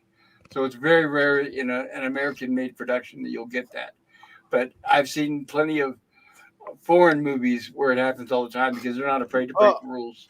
Oh, I've seen it in a lot of American films where you always got the last two couples. They defeat the monster, then they come out crying. I was like, oh, come on. I want to see them die too. I was rooting for every other death. Let's see them die too. Well, a movie that we'll be covering without giving away too many spoilers will be The Mist. And that might make you happy. Oh, dude, it's amazing. It's one of my favorites. Yeah. Yes. Then Nemesis here, or Other Greg says, agreed, Herc. And Nemesis says, Scurvy, I got shot. Oh. and Scurvy says, Nemesis, by who? It was that squirt gun. Nemesis, you read this one. It was you. And PvP, can you read this one? Let the Lord of the Eggnog come forth. Oh man, guys, it's long past Christmas. There's no eggnog in the stores for like a couple of months now. Hey, PvP, in all fairness, I haven't seen an eggnog joke in like 3 weeks. So Well, Yeah. okay. Oh, okay. Right, and Actually, I don't mind. It's only 10 months from. It's only 10 months from now to December. Yeah, well, we should. I guess we got to keep the gag running somehow, right? yeah. What's your Oh, moniker now, dude? I guess so. Oh boy, they'll put it on my tombstone. Lord of the Eggnog. We'll leave you eggnog offerings when we come to visit. Oh, there you go. Yeah. Just Thank glasses you. of eggnog everywhere. So kind. Eggnog, sir. PvP, Yeah, we've it's already got it paid for. It's already on there. Uh-huh. Oh boy. So Sorry. that's what was that? That's James Brolin and oh gosh, what's the other Richard guy's name? Benjamin. Benjamin. Yeah. That's yeah. Yeah. Yeah. Yeah. Weird And to see a mustache like that. Boy, and those- PvP. Also, Who's Richard Benjamin married to? Oh, I can't Paula remember. Prentice. Oh, Paula okay. Prentice, yes. Yeah, I they're in a always thought series. she was. I don't know why, but I always thought she was very masculine. I hate saying They that. were in a series called He and She in the '60s. He was in a lot of early 70s TV too, wasn't he? Some stuff that was Yeah. kind of forgettable. Wait, he starred in Quark. Let's not forget that. Oh, I remember that. Oh yeah, Yeah. Quark. I remember Yeah. that. But like I said, he made a few, not starring, but he did some good roles in a few good comedies. Like I said, Love at First Bite was pretty good. Scavenger Hunt was not bad. He played a scumbag lawyer. He and his wife were in Saturday the 14th. A lot of stuff together. Yeah, they were Yeah. like, So he was kind of a B-lister, was he not? If No, I would say remember not really necessarily be like this is an A movie, but I would say it's not leading. He was more like supporting material. Oh, Yeah. right. Yeah. All right. Oh, All right. I got a question for you guys. The blonde or the brunette? Left. Brunette. I'm going with the brunette. blonde. Yeah. Brunette. Blonde. brunette. I'm not usually a blonde person, but considering who the brunette is, blonde. No, they're talking about the gal on the counter. Yeah, the two on the other end, Pop, not Major. Yeah. Yeah. Oh, okay. Yeah, Pop. Well, White Yeah. dress or blue dress? Well, Yeah. PvP for you, it's both. Hey, I wish. Yeah, I like the gal. We'll call her a brownette. I gotta say, the blonde is interesting. Yeah, she's looking, cool. though, you She's know? interesting. Yeah. Well, PvP, can you handle two women? Well, I could certainly try. not That's like not I'm going it. to get, not like I'm going to get the chance anytime soon, though. So. It's And not as much cracked up to the is to be. It's I- too much I to long- be. No, it's not. Another thing I missed too is that we went through several, let's say, centuries and decades without the bleached blonde with black roots look. I totally despise that now. I wish that fad would just burn up and go away, because this is I miss the days back where the women's hair. I mean, a lot of course they wore wigs or they dyed their hair, but I just don't like that black roots look, and Yeah. I really despise when whoever thought about it needs to be, well, let's just say gulag. Harsh. Yeah. Or go down to HELL. Natural blonde. That's Well, Each to their own. it's better if the carpets match the rug, so. I Even prefer if there's they no rug don't- at all. Couldn't resist. Even if they don't, even if they don't, who came up with the logical idea where let's make it look like they bleached their hair and then it grew out and they're too lazy to do anything about it? It's like, I don't know whoever came up with that idea, but ugly, It's kind ugly. of a weird look, yeah. All right. Where's my equal representation here? If I see him topless, I want to see her topless. Come on. Where's my equal representation? Well, it's a PG movie, so they're not going to show it. Hey, What, that nip hair ain't doing it for you, Gorilla? Hey, I want my equal representation. That's all. So this was actually PG? I thought it Yeah. was R. Wow. A lot of blood Yes. for a PG film. and Richard Well, they Benjamin pushed said, it. That's why they pushed it. yeah, they did. I like Richard Benjamin's line. I feel funny while she's taking her top off. It's like, okay. He's been married to his wife back home for too long, or his ex-wife, or whatever it was. Yeah, he's Well, been. which makes sense. Yeah, he's been divorced. Yeah, that's true. He's been divorced. Still thinking about her, but This scene's weird. And then there's this Yeah. shot right here, which I Yeah. really Right, like. and it's perfect because it shows that she had no emotion. She's just going through the rigmarole. yeah, talk about uncanny valley. It senses something's wrong, though. That's our first premise that something's up. Yes. That's true. That's our first clue. Well, Maybe a Yeah. glitch in the matrix. because Yeah. the problems start in small ways, right? At first, it's just simple little details that the scientists don't seem to be too concerned about at all. It's just like Glitches, minor right, stuff, nothing dangerous. So, but then of course that they're too complacent, and we know what happens about because of that eventually. And I may get a little too personal to this, but when he does the dirty deed with her, where does it go? Well, once again, the robot may be designed for that. Well, I imagine since these pleasure units, or whatever you want to describe them as, they would be obviously servicing more than one guest. So there must be some. I'm thinking either a self-cleaning mechanisms that sterilizes everything and gets rid of everything, or maybe they have to be taken to the lab, to be reprocessed, so to Fuck, what? speak. Oh my That's God, what a just lovely job that would be. Here you go, Right. apprentice. Hey, Go clean out the sex no. spot. No, what it is the robots use it as lubricant. That's all. Oh, jeez. Oh, Well, my. that's what there's right, but that's what they're establishing here is that after everybody goes to sleep, the clean crew comes in. So this would be the point where they would do that. It's almost like a reset, I guess.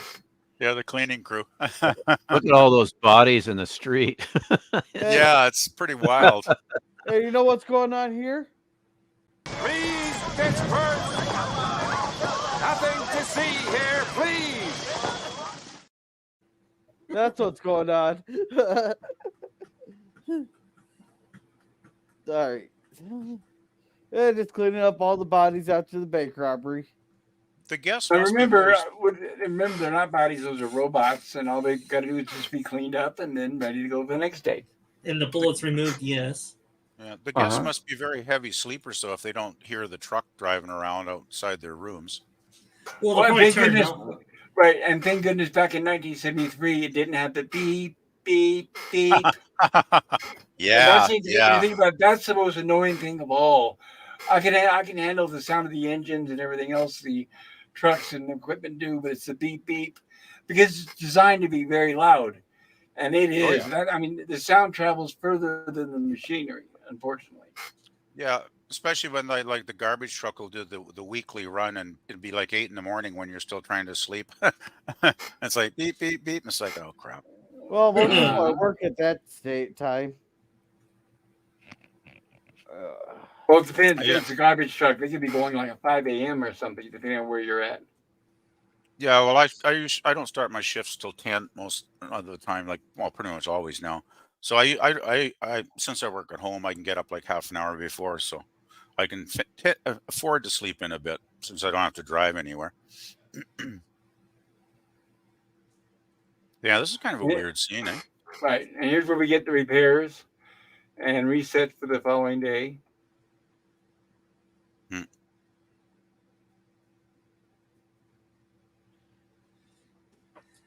If we ever get to a point where robots are nearly indistinguishable from humans, then would we have human robot baby hybrids then? That takes a whole new level, though. Right, but I could see women who were unable to birth and give children wanting something similar to that. So I would say not totally out of the realm of possibility. But And who do we get here? The original Dr. Rudy Wells from the $6 Million Man. So I guess he used his experience from here to go into the field of bionics for the OSI. Yeah, plus he was also in Hogan's Heroes TV show, wasn't he? I don't remember him from Hogan's. I could be wrong. I haven't seen it in a long time. You're not getting mixed up with Colonel Klink, are you? No. I don't Hail, remember. what Adam character- Gray. Hello there. Do you remember what Hey, character Adam. from Hogan's? Oh, well. Yeah, I haven't I mean- seen Hogan's in a long time. I mean, from my point about the robot human hybrids, I mean, it would if we reach that part, does that mean that robots would use nanites and human DNA to make a hybrid baby? In other words, Well, right now, let's just say they're injecting DNA and nanobots into humans. So another thing I think is not totally out of the realm of possibility. When it comes to things like that, cloning and manipulating the body, and also advancement in AI and in robots, we really don't know what they have because they show the public very little of what they actually do have. The military cannot be trusted in any form or fashion. They do it with our money, but they're definitely not going to let us see the product of their results. and sometimes sci-fi movies that are ahead of time are actually just in time for the military that have the top secret technology already invented, but the public doesn't know it, and the movie producers don't know about it. Yeah, it's in the movie. Well, there's been time when they've showed technology in a movie, and then when the government sees that, they go, "Oh no, you can't show that," and they make them cut it out. That's happened as well. Hey, Hey, I think we missed a very crucial line here that we really wanted to talk about. In this movie, what was that? Yeah, they're saying that when they built these there, then they started having the machines build other machines and all that. Now they don't know what they're built. Now they don't know what they've built. You know, I thought that's really crucial because we're doing that now with where we've allowed AI to start writing code and programming Oh itself. yeah, So pretty soon we're not going to know what the heck it's programming and all that. They've already had to shut an AI down there because they had two AIs. They sat there and had them talk to each other. Then the AI started forming their own language. They didn't know what the AIs were saying, so they had to shut that program down. exactly right. And they've had AIs that get angry and start insulting people. Wasn't there a, Oh, wasn't there a line in the movie too where they're basically talking about this and they're saying like it's gotten so complicated we don't even understand it? yeah, Yes. Yes. that's the exact thing I was talking about right there. Yeah. Okay. Yeah, but yeah, Pop, you're talking about being there that got too emotional with people. But then I think it was it Facebook said it told people they could sit there and talk to the AI so the AI can learn the language and all that. And after a month, all the AI was doing was swearing and making racial comments and things. Well, I don't know if you guys have noticed, but the last week or so they've had Zuckerberg and some of the other representatives from some of the top um, social platforms like TikTok and all that. They are snakes. I mean, they're like the epitome of evil. They are snakes because they're basically calling them on the carpet saying, it's destroying our kids. And all you guys are out there for is to make money off children.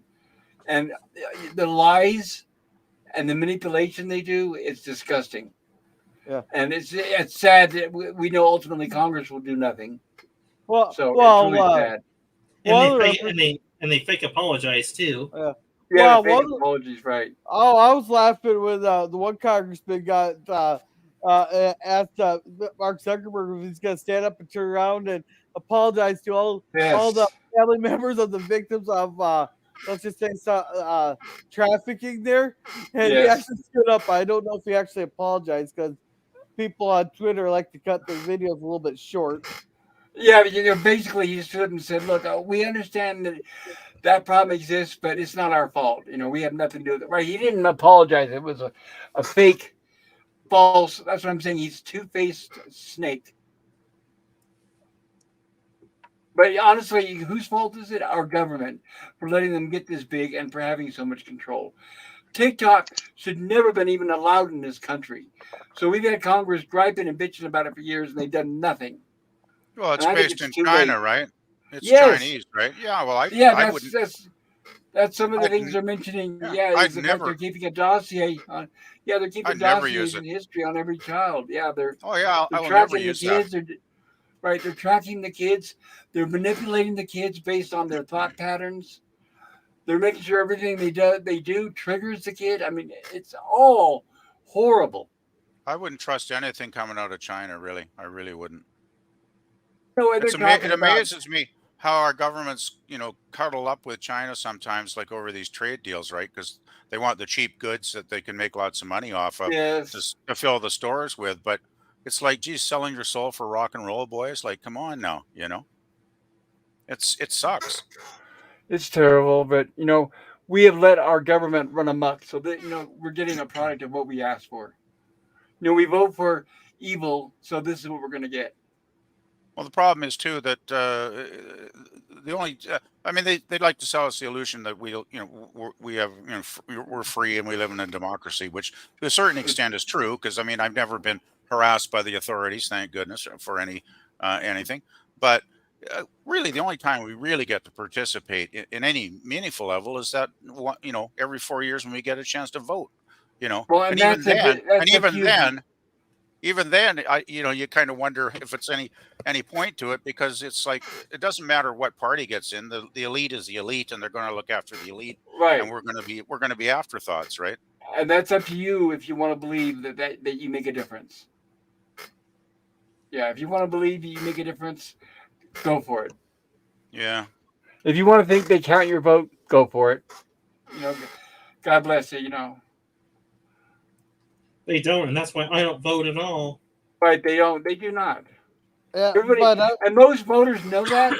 And if you call them on and say, your vote really doesn't count, they don't count your vote.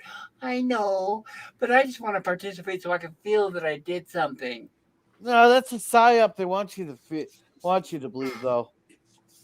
Of course it is, and it works. The propaganda and the brainwashing. No, And now yeah. we're getting some look at our first CGI.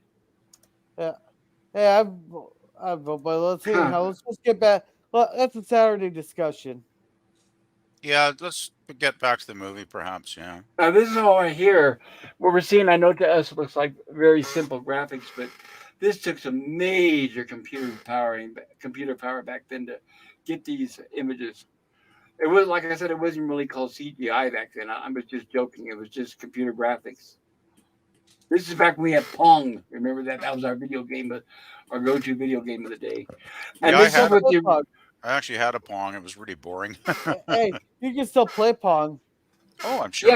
Yeah, you can still get it one way or another, but you have to remember it was big. When it was new, it was big. Everybody was playing it, and everybody was burning out many televisions by playing them. So here's where we get a analog clock. And here's what we don't see is in Star Trek TOS, if you get to watch the original non-enhanced versions, I guess you could say, whenever they showed the ship's chronometer, it looked like this. But when they showed the new versions with the new CGI, it's they replaced it with, I don't even want to mention it, but I miss having the old analog clock on the Enterprise. I'll just say that. Oh, and that, okay, I'll bring it up later.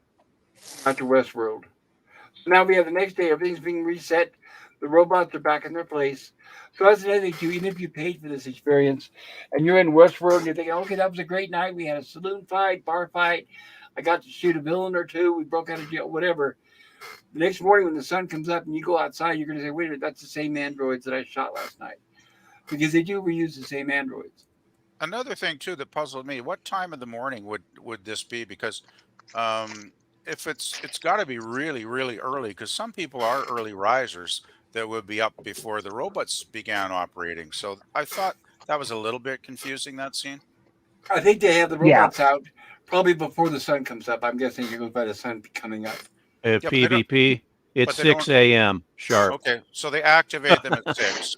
Well, I guess, yeah, I suppose most people aren't up by then, but still, some people, they get up real early. And the guy has a present for him. Okay, PvP, 5:20. Okay. No. Okay, I'll go for it. All right. Obviously, we know they did not have alarm clocks back then. Yeah. So that's why I'm guessing. My personal opinion is probably based on sunrise. People tend to wake up at varying times after the sun comes up. And so that makes me guess that they wanted the robots out and ready to go by sunup. That's a pretty cool bathtub. Just like the old days. But of course, someone has to empty it. It's cool. it's a horse trough. Yeah, think of that. It's a horse watering trough. Well, who authorized him to sing? Like, Jesus, that was painful. And here's another hint that something's wrong. Yeah. Is that robots should not remember what happened the day before. And they shouldn't want revenge either. Correct. Nemesis, I authorized. Oh, sorry. Go ahead. I was gonna say, Nemesis, I authorized him to sing. You got a problem with that? Oh, no response. I could say that again. I said I authorized him to sing. You got a problem with that? Yeah, I do. We're gonna have words after the chat or after the panel.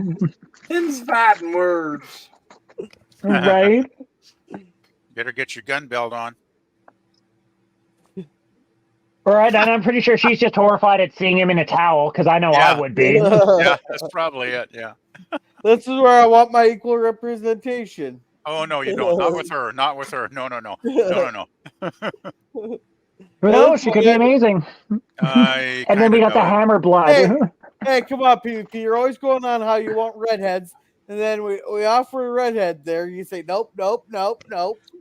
attractive redheads. I should qualify it. Have you guys mentioned that Yul Brynner's wearing the exact same costume from Magnificent Seven? Sure looks like it, doesn't it? Yeah. It absolutely is the same costume. Oh, really? Okay, that's cool. Uh-huh. Awesome. That was Yul Brynner's idea. That's cool. Wow. I didn't actually realize that. I thought it looked very similar, but wow. And I don't know if it's mentioned everybody, but those in the not in the know, Yul Brynner, the guy here playing the android, was Russian. So he spoke Russian and English? Yes. And this is back in the days. I know this is rare, guys. I mean, you may never heard of this, but he was what was called a legal immigrant. Yeah, they used to have something like that back in the day. Yeah, he went through all the hoops and bounds of paperwork too, Yes, probably. yeah, exactly, and was proud to be a citizen.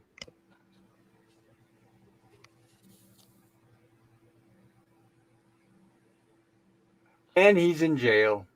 Yeah, can we catch up on chat real quick? Great idea, thank you, sir. Yeah, it's been 4 weeks, 2 days, 3 hours, 22 minutes since I made an eggnog joke, but that's just an approximation.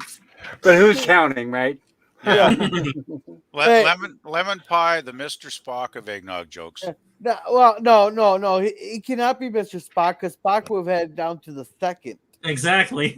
Yeah, that's Well, true. Pretty close. Okay. Yeah, Scurvy says, "Is that lady a robot? A sexy robot?" Yeah, she's a robot. Yeah, and Scurvy says, "Wait, I thought women always looked bored during it, or is that just with me?" Oh, Yeah, it's just with you, Scurvy. At least they don't look sour, Scurvy. Yeah, True. Scurvy says, "Oh boy, yeah, they need to be cleaned weird, lol." They just get an oil change. The deficit says a white oil change. Oh God. Oh my God. Oh jeez. Well, this stream's heading to X-rated land real quick. Oh, Yeah, it's already been there. I made that joke when it came up. So gosh. then we said Adam Gray says don't smoke. Then he gives us a waving, and other Greg says smoke. All right, we're all Smoke. Are you smoking yet? Oh yeah, and by the way, I have been the whole stream. by the way, just to clarify, folks, I do sexual jokes, but I try to keep it PG-13 at least. I do. Oh yeah, Yeah, I don't.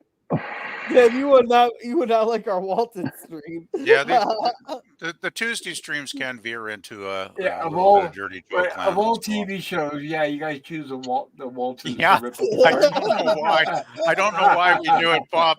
You just get me and Gorilla talking to each other, and it just evolves into craziness.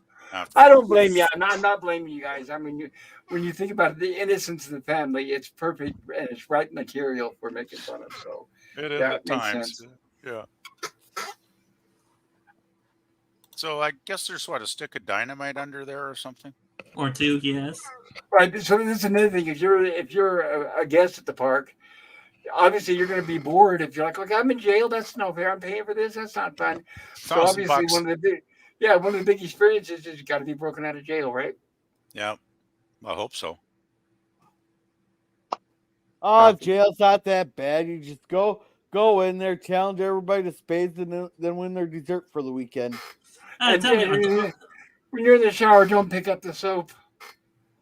hey, tell me, are those biscuits actually dynamite, or is there a stick of dynamite in that meal? Maybe he eats first and then he blows the wall out. Yeah, I wasn't able to show the video of that, but right, that was just a snippet. So all we saw was a corner of the tray with the coffee and biscuits. Well, my point is that sometimes dynamite can be well disguised too. It can be. Sometimes it turns out to be a pancake, even though it's dynamite, or a biscuit, even though it's dynamite. I hope I don't get flagged for this movie. I don't know how tough MGM is. Well, now it's Amazon, but A 70s movie, you'll be able to get away with a little bit more than say a movie or a show that's just come out, because yeah, the more recent stuff is worse. Yeah, they've already got their money's worth out of this. well, I don't know. Like I said, they really yanked down my Creep Show, and that was the early '80s or mid '80s. So Really? I don't know. It just depends. Yeah, Wow. that was like Gorillas and the Last Waltons. Yeah, they just totally removed it, and there was so many scenes in it that triggered them. I didn't even bother to try to edit it down and repost. No. But Did you yeah, ever get- Gorillas. In case anybody's wondering, I was able to repair his last video. I removed a segment that Warner Brothers complained about, and I'm going to be posting it tonight on my channel, Gorilla. You can upload it or copy it over anytime you need to. Oh, cool. All right, thank you. Cool. My pleasure. It was very easy, actually, so it's no problem at all. Seriously. One thing it took time was us just trying to figure out how to get the file sent from one person to another. But once we've got that established, it'll be easy if you ever need me to do it again. Yeah. Beautiful horses. Those are beautiful robot horses. Yes. There we go.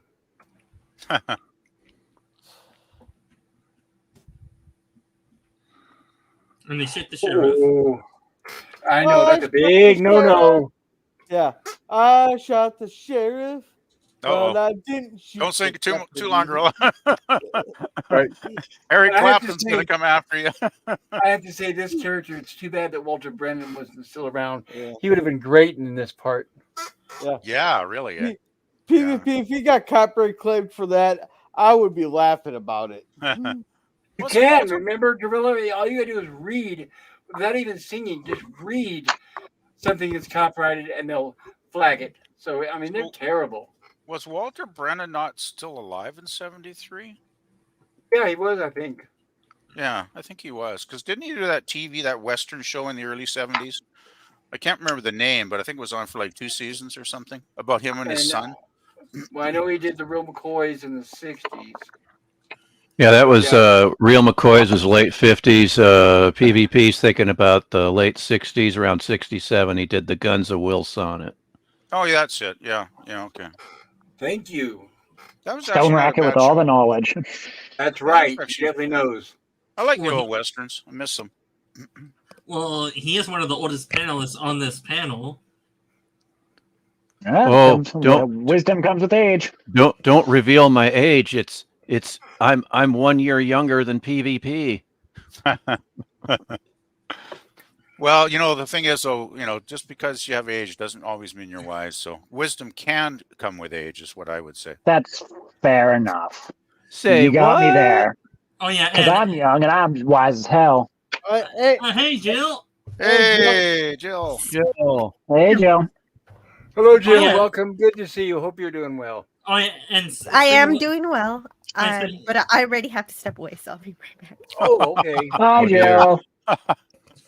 Oh, bye, bye. bye. Oh yeah, by the Jill way, is on the away team again. Jill needs a Aye. robot babysitter is what Jill needs. Just love all those Anyway. state-of-the-art computers. Yeah, they're pretty magnificent, aren't they? Yeah, especially those real tapes. That's Ooh, computer graphics. Yay. Yeah, may that's, I speak? That's what my cat Harpo is here for. He just jumped in my lap when we were looking at the computer graphics.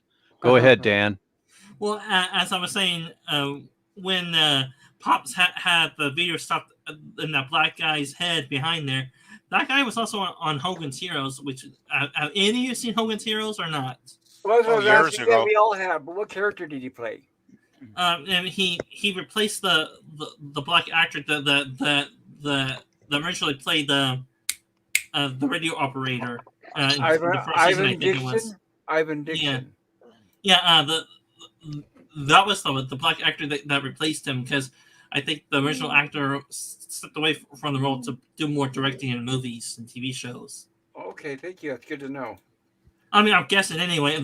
That is what I hear on the web, and people actually do research on Hogan's Heroes.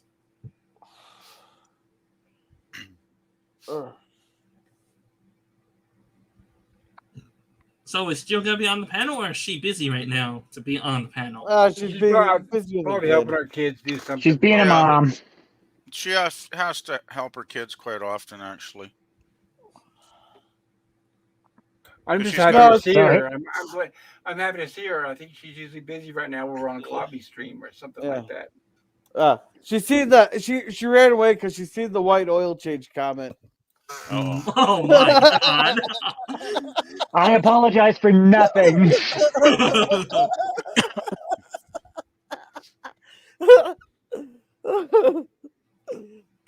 Pop, you should clip that one out there for Yeah, and So here's where we have the town forming a posse.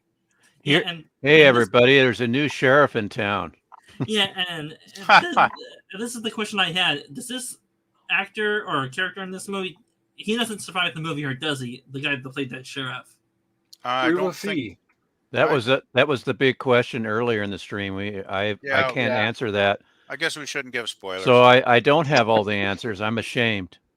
But I do have a bit of trivia for this sequence. They defanged the snake with its main fangs with the poison, but the bottom teeth actually bit James Brolin, even though he had all that padding on his arm. Uh-huh. So that is So- the real snake. So he was injured. Absolutely. Yeah, he real was snake, injured. Yeah, Cool. 1973, it was real. Definitely. I mean, of course, now would be a CGI, but yep, real snake. Yep. But Boy. defanged and unpoisoned, right? Yeah, but it still had its bottom Devenomed. teeth, and that got him on the arm, even though he had plenty of padding. that's- Somehow it got through. Is that real blood in this scene then? Not there. Oh. I'd highly doubt it. But Boy, he earned his money that day. Now- I gotta say. Pop, that young actor, isn't he Logan from Yes. the TV series? The TV series. Well, that's what I was just going to say. He was also Doctor Strange in the TV movie. Oh, And he was okay. on that short-lived series of Fantastic Journey. Fantastic voice Journey. Yeah, Yeah, with Roddy McDowell. yeah, It was that's the one I'm basically- thinking of. Yeah. Right. It was basically a precursor to Sliders. I mean, Sliders ripped off almost wholesale the whole thing. But he was very prolific in the 70s. Yeah. And I saw an interview with him just recently where he was talking about Doctor Strange and reflecting back on some of his older stuff. Yeah. Cool. Huh. There he is. And we have Dr. Wells. And everything's Yeah, breaking Dr. down Wells. now. And then this guy, he's in so many comedies. The guy in the little golf cart.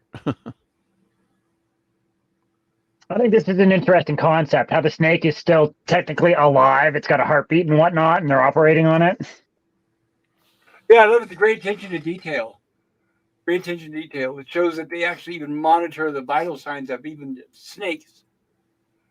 So the technology is very interesting. And then it flatlines and it's dead. Snake! Did that upset you, Nemesis, when you saw that? Yes, I was very upset. I was rooting for that snake the whole time. I was like, man, did you see the evasion on it? It was like dodging bullets and shit. It was like the chosen one. And then unfortunately it didn't last. Yeah, And you we know- get our- we get Oh, our go usual we get our usual conversation where something's wrong, people could be in danger. Oh yeah, but we can't shut down the resort. We can't afford to shut it down. So yeah, that's in many movies. Yeah, Well, famous last words. Did not Yes. Crichton write Jurassic Park as well? If I'm not Yes, totally he did. mistaken. Yes. Yeah. Yep. Yes. So- oh, there's some recycling for you there. Then so recycling some of this basic stuff in the plot lines. Well, Yes. not only that, PvP, because he also mentioned earlier in this thing, we've spared no expense in this resort when they're talking about the androids and whatnot. So Right. that is also Yeah. a recurring thing in Jurassic Park, where Yeah. Dr. True. Hammond spared no expense. Well, Yeah, when I went to the planetarium in Chicago, and they had a Star Trek theme. Of course, it was Next Generation, but everybody was dressed like that. But over the intercom, they had a famous actor narrating, and it was Richard Kiley. And of course, I turned to my friends and I go, "They spared no expense." Richard Kiley, just like in the Nice. Jurassic Park movie. Nice. And that line became immortalized by Jurassic Park. Yeah. I mean, it was the same, like 93 was when Jurassic Park came out. That was in June. We all saw it, and this was in October of '93 when we were in Chicago, and so it was fresh on our minds. Michael Crichton was a pretty good author. I always thought, like every film I ever saw based on his stories they always seemed to be really well. Like in Drama to Strain, for instance, they always seem to be interesting plot lines. Thoughtful stories. Some actual believable science. Instead of just some of the usual far out sci-fi fantasy stuff. So Yeah, it's a good thing that he said, "Well, heck with this medical career, I'm going to write." yeah, he was a good writer. Yeah, and Crichton Yeah, it was. Crichton did do his research when he tried to write some of the scientific knowledge in his book too. Oh, yeah. It seems like it for sure. Yeah. Yeah, he did his homework. Yeah, I love this. Getting back to this. This is an awesome fight scene. Like Yes. this bar fight scene is fantastic. But boy, it's And I think dangerous. Right after Like- a minute, guilty pleasure. It would be fun. I would love to be in a barroom. Yeah, but it was dangerous because you get punched pretty bad there. Yep. Well, the thing is, too, how do the guests not know they're punching out a fellow guest? Because it's not like they're wearing name tags or something. Right? Yeah. Correct. I guess that's just part of being there. You guys got to watch your back. Well, right, because they're like worried. They're like, "Oh, this snake bit a guest. That shouldn't happen." And I'm like, man, I'm looking at this and I'm like, man, there's no way that a guest isn't gonna get like hit in the face or something, right? Like, Well, right, and you've got to guarantee that like all the chairs are breakaway chairs, all the bottles are false, fake glass, and all that stuff. Breakaway Yes. banisters. Yeah. Hey, Yep. in all fairness, there, some of those guests do deserve to be punched in the face. Just say. Oh yeah. oh yeah, they do. Speaking of which, what was it established if these robots have the same physical strength as humans, or are they stronger? But since they're robots, They didn't know. I state don't it. know if it's, Yeah, I don't think. yeah, it's I don't know ever if said. I don't know if it's established, but I'm guessing they're. And that's just me thinking they're stronger because they're a machine. I But I mean, don't know if it's established. Because my point, if you get punched by a robot by accident, ooh, that's gonna hurt like hell. Yeah, Absolutely. even more than being hit by a human. Well, Because there's, Yeah. there's more force behind the punch. That's why.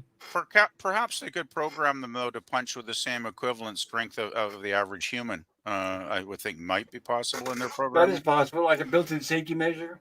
Yeah, exactly. Well, because like Daphne is able to slap Buddy and like not break his jaw or anything. When they're like, "Hey, she's not supposed to do that. She's supposed to submit," and he's just like, "No," and runs away. Right. So. Yeah, good point. And that specific point that you just mentioned is what ruined the television show, the remake, because they focused the entire show around that. So yeah, Around stay what? far away from that remake. The women saying, "Oh no, you're not going to treat me like that. I'm a strong woman, and I'm going to be my own person." That was the plot of the entire series, and it's. Actually, the first season was actually pretty good. It was. I season agree. The two- first One season was was not great. bad, but the Yeah, second season two two went totally down the dumpster fire. Yeah, Yeah, it's Yeah, the and old bait and switch. Well, like Season everything 2 else. didn't make any sense. season two was. I Jill's watched. back. I watched like a couple episodes of season two, and I was like, nope, I'm done. Everybody. That's as far as I got to. Hi, And this Jill. part No, here- season one was pretty decent, I thought. This movie does touch on the robot's capacity for free will. Yes, it does. Yes. But And it's only free will because of the flaws that are emerging, right? Because they weren't programmed to have free will; they were programmed to serve the guests. So, and I would- go ahead.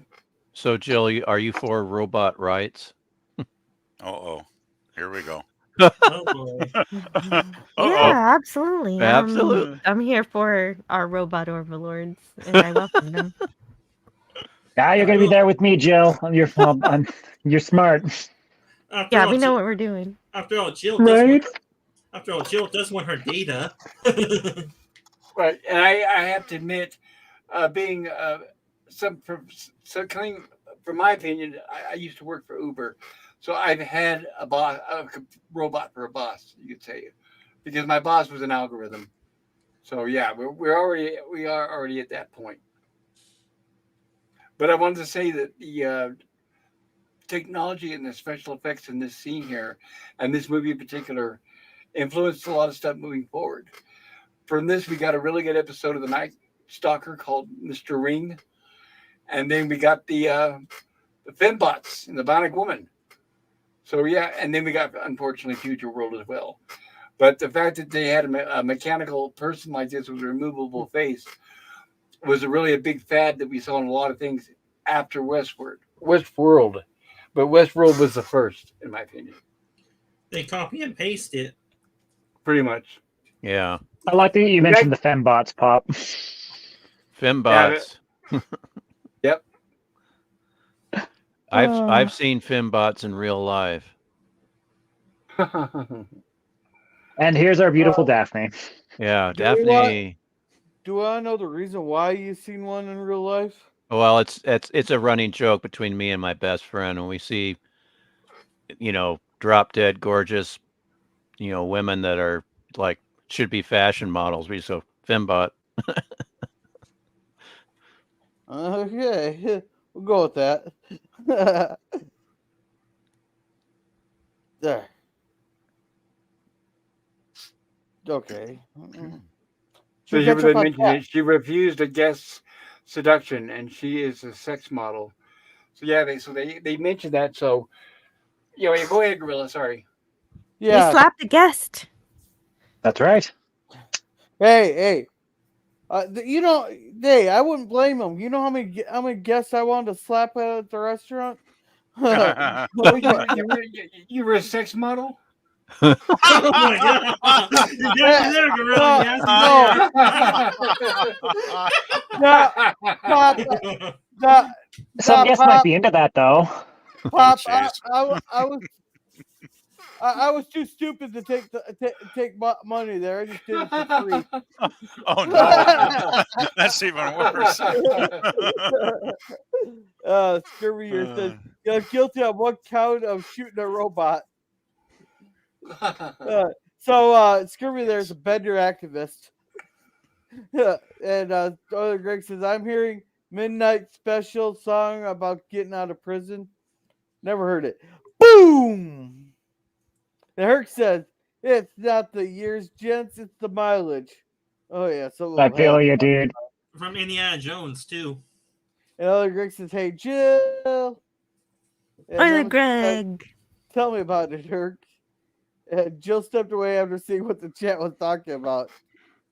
No, everybody else got it right. And y'all said I stepped away from my daughter. Oh, I thought maybe you see it. Never mind. I'm not going to go there. Don't go. Nice Carrying. Wise choice. Nemesis says, I apologize for Lemon's behavior. It's a good thing he has pretty privilege. And Scurvy says, we really don't know why she stepped away. She might be slugging down a bottle of amaretto. Wait, no, I'm all out of amaretto. I'm drinking whiskey. Well, I do have some. I wish I could send it to you, Jill. Hey, please tell me it's not one of those $3 bottles of whiskey. No, it's what is it? I don't know. It's a normal one. Well, I found a good whiskey. Let me look at the label. I found a good whiskey yesterday when I was at the store. PvP, it's all your fault. You got me in the habit of buying alcohol. But, oh, well. Blockhead. It's just Jameson. Yeah, this is a whiskey, and it says it's called Blockhead, and it's supposed to be caramel popcorn peanut flavored. So I thought, that's going to be interesting. So I got that, and I got some peach triple sec to go with it. I think that might be an interesting combo. No. So it sounds like a really bad hangover. I buy it, yeah. I don't drink it that much in excess, but I buy this stuff and then I don't touch it very much. Like I still have the booze that I bought for New Year's. That's still over half full. But I figure maybe I'll start building a little collection here. And when I passed by and I saw caramel popcorn peanut, ooh, I can't resist that. Yeah. All right. Other Greg says. Yeah, for the snake. And Nemesis said, "Thank you, Stream Elements," and that's why he's gonna survive the AI uprising. Yes, all bow down to Stream Elements, everyone. Yeah. Greg says, "Give me back my fangs." Yeah. He says, Hey, or Nemesis, you want to read this?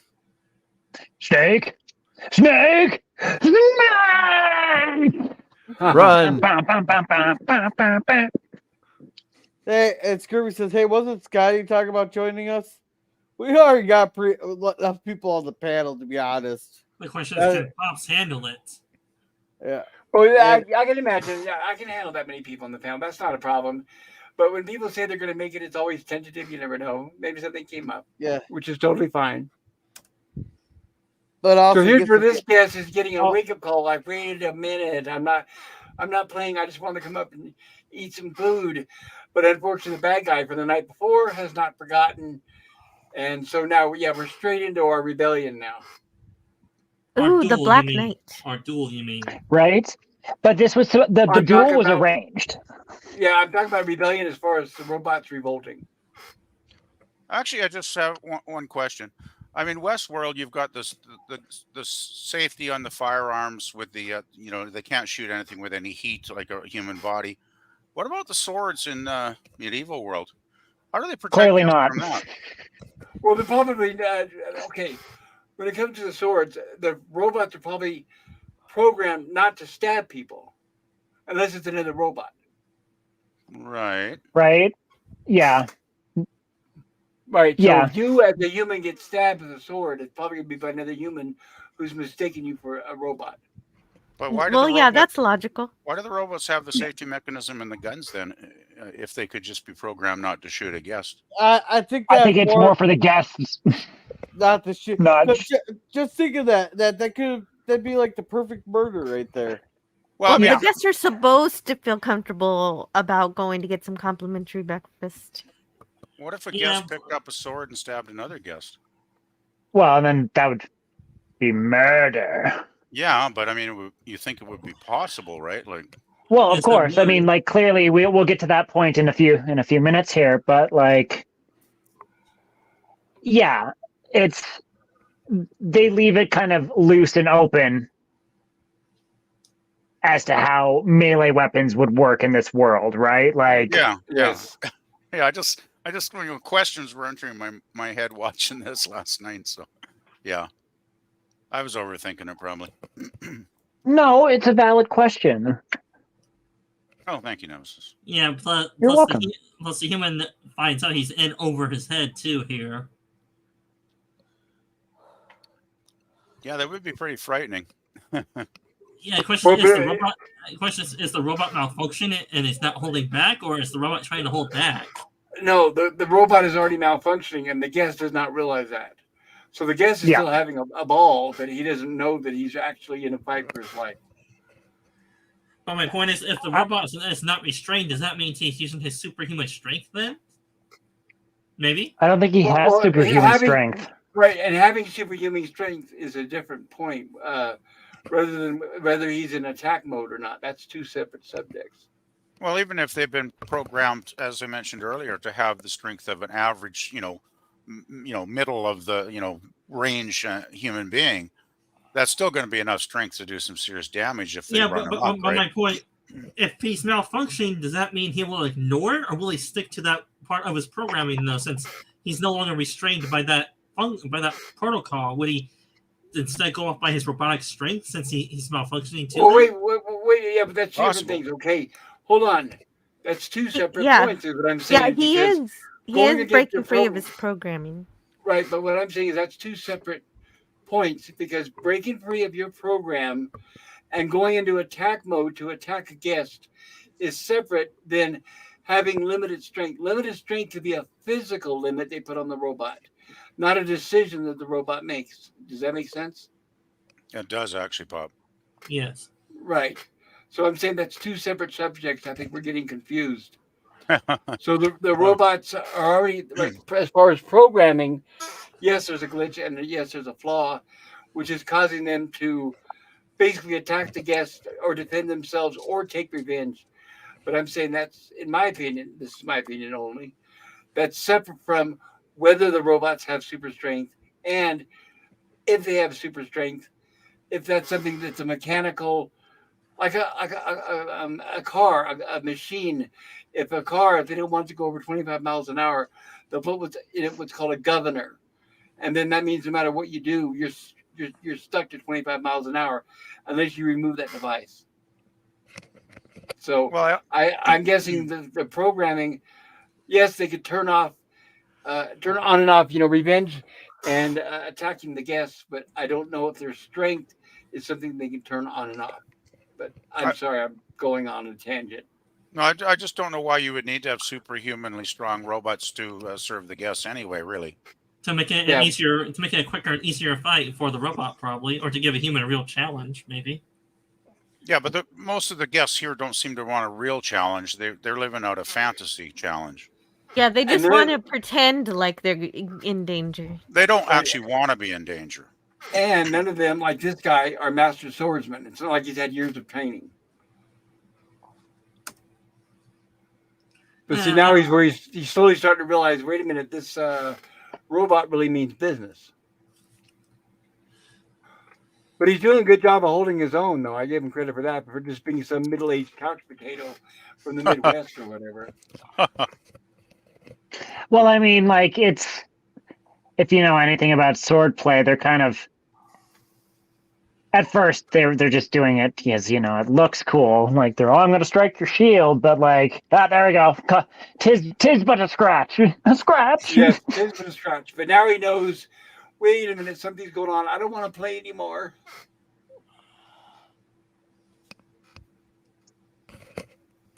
That's right. Yeah. And just as we get The stab. And he doesn't go for like a First- killing blow. He goes like right through the stomach. which is actually a very painful way to go. Probably take Yes, longer to acid die that everywhere. way, too. I imagine Yeah. bleeding out from the stomach would take longer to die too. So The, the qu- Black the, Knight's que- the Black Knight's a bit of a sadist, I think. the question is, can you survive a stomach wound or not? Oh, yeah. Yes. If it's you get just very- treated, Yeah, if Right, you get treated, depending on how severe it is, right? What it hits and what it misses. that's true. And yes. I'll Yeah. ever see Reservoir Dogs, that guy lasts forever. And I don't think I have that seen that movie. I'm glad they hold back. It's just simply a stab to the stomach, and they hold back. They don't show us too much yet. So I like that. I think if this movie was made today, the robot would have really went off on him, probably beheaded him. I mean, all this kind of stuff. They've got to overdo everything these days. So I like that it was subtle. It was just a simple jab, and which leads us, the audience, to think, oh no, now what's going to happen to these two guys, our heroes?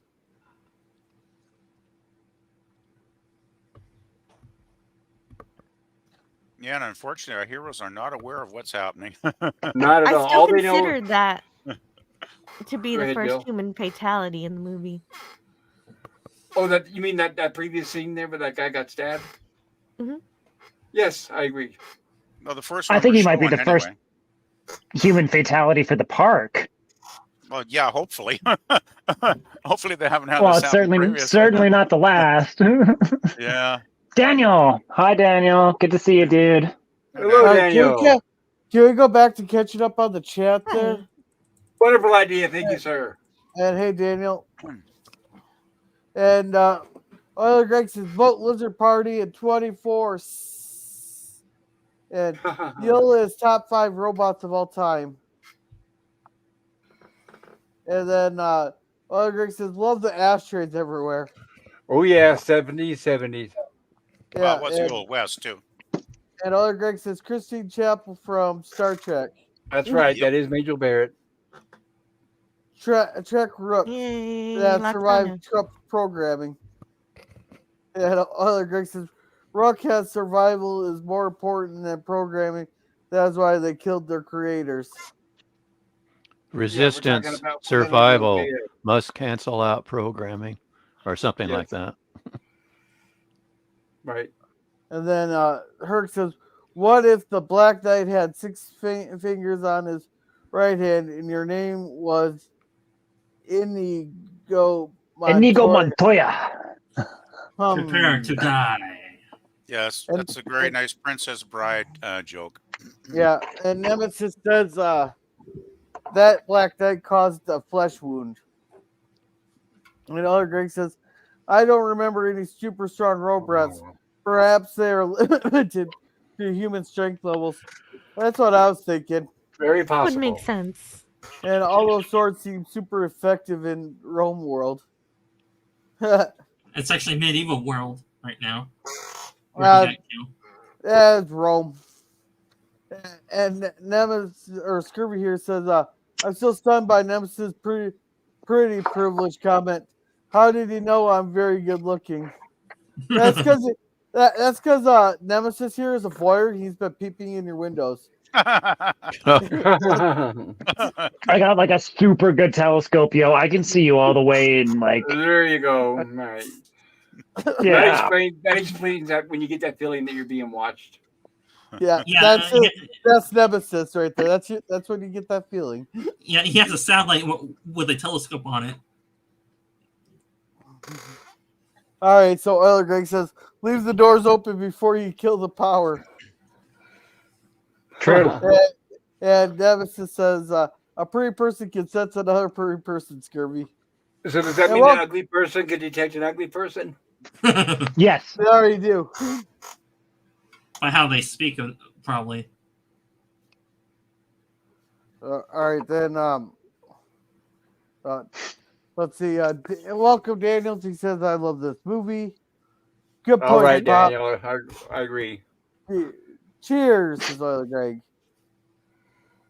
And Daniel says, Yul Brynner was the best, the first movie I saw him in was the 10 Commandments. Yes. With Charlton Heston. He was the best. Ramses. He oozed power and intimidation. Yes, magnificent. Yeah, saw it for 50 cents at the Saturday matinee when I was a kid. My God, what a movie. And I love that movie because I used to get to stay up late just to watch it during Easter. And Easter, Yay. All night. They still show it at Easter, cool. I guess, don't they? Yep. Oh, I think so. But now, should we care? I mean, it's probably ABC or one of those disgusting. Now that I think about it, probably not. They're so anti-religion. I would be surprised if they do still show it. Yeah. And It's available on 4K. Yes, yeah, it is. And Scurvy here says, peeping in my windows, well, that's why I leave them open. Come on in. What are you waiting for? and Nemesis says, Scurvy likes to put on a show, a gun show. And welcome to Oberg. Hello, Dio Berg. Welcome. Good to see you. Hope you are doing well. Yeah. Hey, D. He says, I am an hour behind.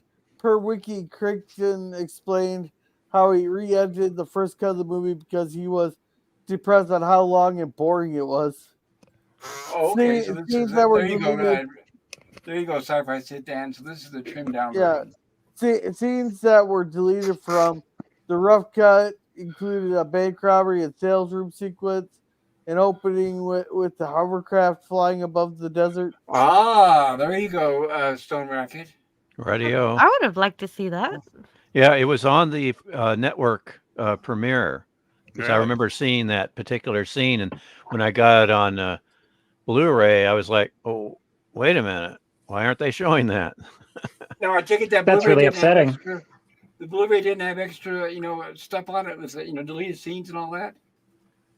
No, not the version I have anyway. That's shameful. They should always have that, in my opinion. Yeah.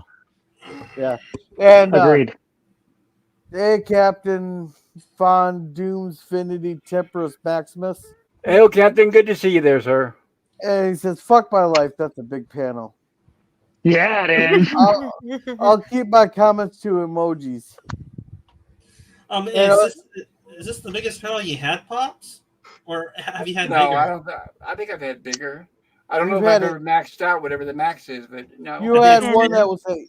You had one that had 8 people, and Night of the Living Dead was big. I remember that. yeah, and Jurassic Park. Yeah, That's the one I was getting mad at. Oiler Greg says it is Captain. Then we get some cake. Oiler Greg says cheers. We get honey. Okay. And welcome the man of many words, Cody guy. Hail, Cody guy. Good to see you. Then we Hi, got Hey, some, Cody guy. Hey, Cody. Sorry, Joe. all right, we're all caught up. Thank you, Gorilla. I appreciate that. And that's why I waited on this slide here, because it's a very pivotal moment in the movie. These two guys here, the guests that is, are tired. They had the bar fight the night before. All they did was get drunk, and now all they have is hangovers. So they're approached by the gunslinger from the night before, and they're like, "Oh no, not you. We're not in the mood."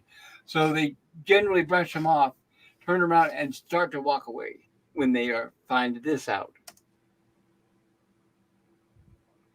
Come on, not now, not you again. See, so you're not even taking it seriously, but they don't know that the robot has completely different intentions. By the way, are they identified as robots or androids? I'm trying to remember in this movie. Robots, right? Robots. Well, since they're they're Robots. robots, but they're in the shape of humans, which means they should be androids, but they're definitely more robot-y. Well, the line's Yes. blurred. Maybe. Well, can the word be interchangeable, or are they robots by definition right now? Or can the word be interchangeable between android and robot in this movie? I always thought androids meant robot in a human form. So like the B9, like B9, like B9 from Lost in Space is definitely a robot. Yeah, But that's the Yeah. definition that I'm familiar with. R2D2 is a robot, right? Like, Right. So then they're androids then, or are they Yeah, I robots? think then? so. That'd be technically correct if they call them androids. Yeah. I would agree. And I have a feeling that the audience, except for, with the exception of geeks like us, I think back in the 1973, majority of the audience are probably more familiar with the word robot than they are android. And I think android is probably the correct. Term. Yeah, true. The people watching this in '73 that are familiar with Star Trek would know, hey, these are androids. I learned that on Star Trek. And they're Next malfunctioning. gen actually. And that next gen did not come out yet. They were about 10 years ahead. Well, what little girls behind. are made of called them androids. Yeah. They had, they had androids and TOS. And since you mentioned that, I'm going to go Andrea, the android, greatest android of all time. Hottest one too, yes. Sherry Jackson. Oh, tragic end. I have such a problem with this, though. There should be, like, I know it's a 70s movie, so they're trying not to do it, but there needs to be, like, they were talking about, like, in the beginning of the movie, they're like, oh, a Colt 45, does it kick much? And Buddy's just like, seriously? And he's like, yeah, of course it kicks. And he's just like, and I don't know if you've ever shot a Colt 45, but there should be a lot bigger holes in him than that. And he shouldn't have just been like, "Oh, bro, I'm shot." And like, he should have gone down like immediately. It must be the PG rating, I'm guessing. Nemesis. Yeah, they didn't really Nemesis focus on the size. Go ahead. Nemesis is demanding realism in a Hollywood movie. Are you kidding me? Yes, about androids and sex and guns and Rome and medieval times. Yes, I demand ultra realism. In 1973? They did. Well, yeah, Yes. They did. Especially because of 19. Right. If you want to see realism when it comes to the size of the bullet holes, check out Boxcar Bertha. There were actually movies back then, Peter Bogdanovich, depending on the director, on how far they wanted to go over the top. So what we just saw there were squids. So yes, we get squids, but they did have movies where you see holes blown into people where Yeah, they I actually suppose have that. Sam Peckinpah was probably making films a few years before this Yes. with a lot of more gore too. Yeah, like Right, Wild and he Punch. was and he was such a nitpicker. He even wanted the sound of every gun to match the actual gun. Cool. So right. So yeah, that's another example. Sam Peckinpah was another one that really pushed for realism. Yeah, he's And he really excellent pushed the back in the day. censors. Right. So here's Either way, run, Peter, run. Right. He's still like, what? He's like, huh? And He's in first they shock. didn't- He's in right, shock. first- He's frozen in fear mode here. Right. He didn't even Oh, think shock. that he thought he even said John because he didn't really believe his eyes. But it's like, yeah, your mind's calculating all these things, but it better move fast. Well, and I Look get at that too, because like I would freeze in fear too. Look at that. Well, yeah, wouldn't you? It'd be like you just watch your friend get obliterated. This dude's smiling at you like this, and he goes draw. It's just like, oh no. And keep in mind, like you started this. This is why I don't feel bad, because he's just like, You started the fight, you shot him to death for no reason, then you shot him again and killed him for no real reason. Nemesis. Well, The his Yeah. friend, the gunslinger started it by first hitting Richard Benjamin's character and then insulting him by saying he needs a bib and then maybe he wants his mama. Them's fighting words, man. He was Well, doing his gunslinger programming insults. Yeah. Yeah. well, Stone Racket, his friend sort of egged him on too to shoot him. So Oh, really, Yes, he details, did. details. No. The Right? But he was just sitting there kills minding his own because business. He can. And he started it, hey man, you talk too much. And he's just like, fucking really? Them's fighting words, like, in my mind. Oh Well, dear. the thing is, they're guests and they're not expecting it to get real in any meaningful way, right? So, you know. Yeah. Well, of course not. What I really like And he about made the right choice to run away. the scene we just had, like, just a little bit a while ago with Brenner's that smile. It's not just the smile that totally creeps me out. It's those eyes, those silver Yes. metallic eyes. I mean, I know they're contacts, I'm Yeah. guessing, but man, I always loved, his eyes in this movie. It's such a great effect, like really good.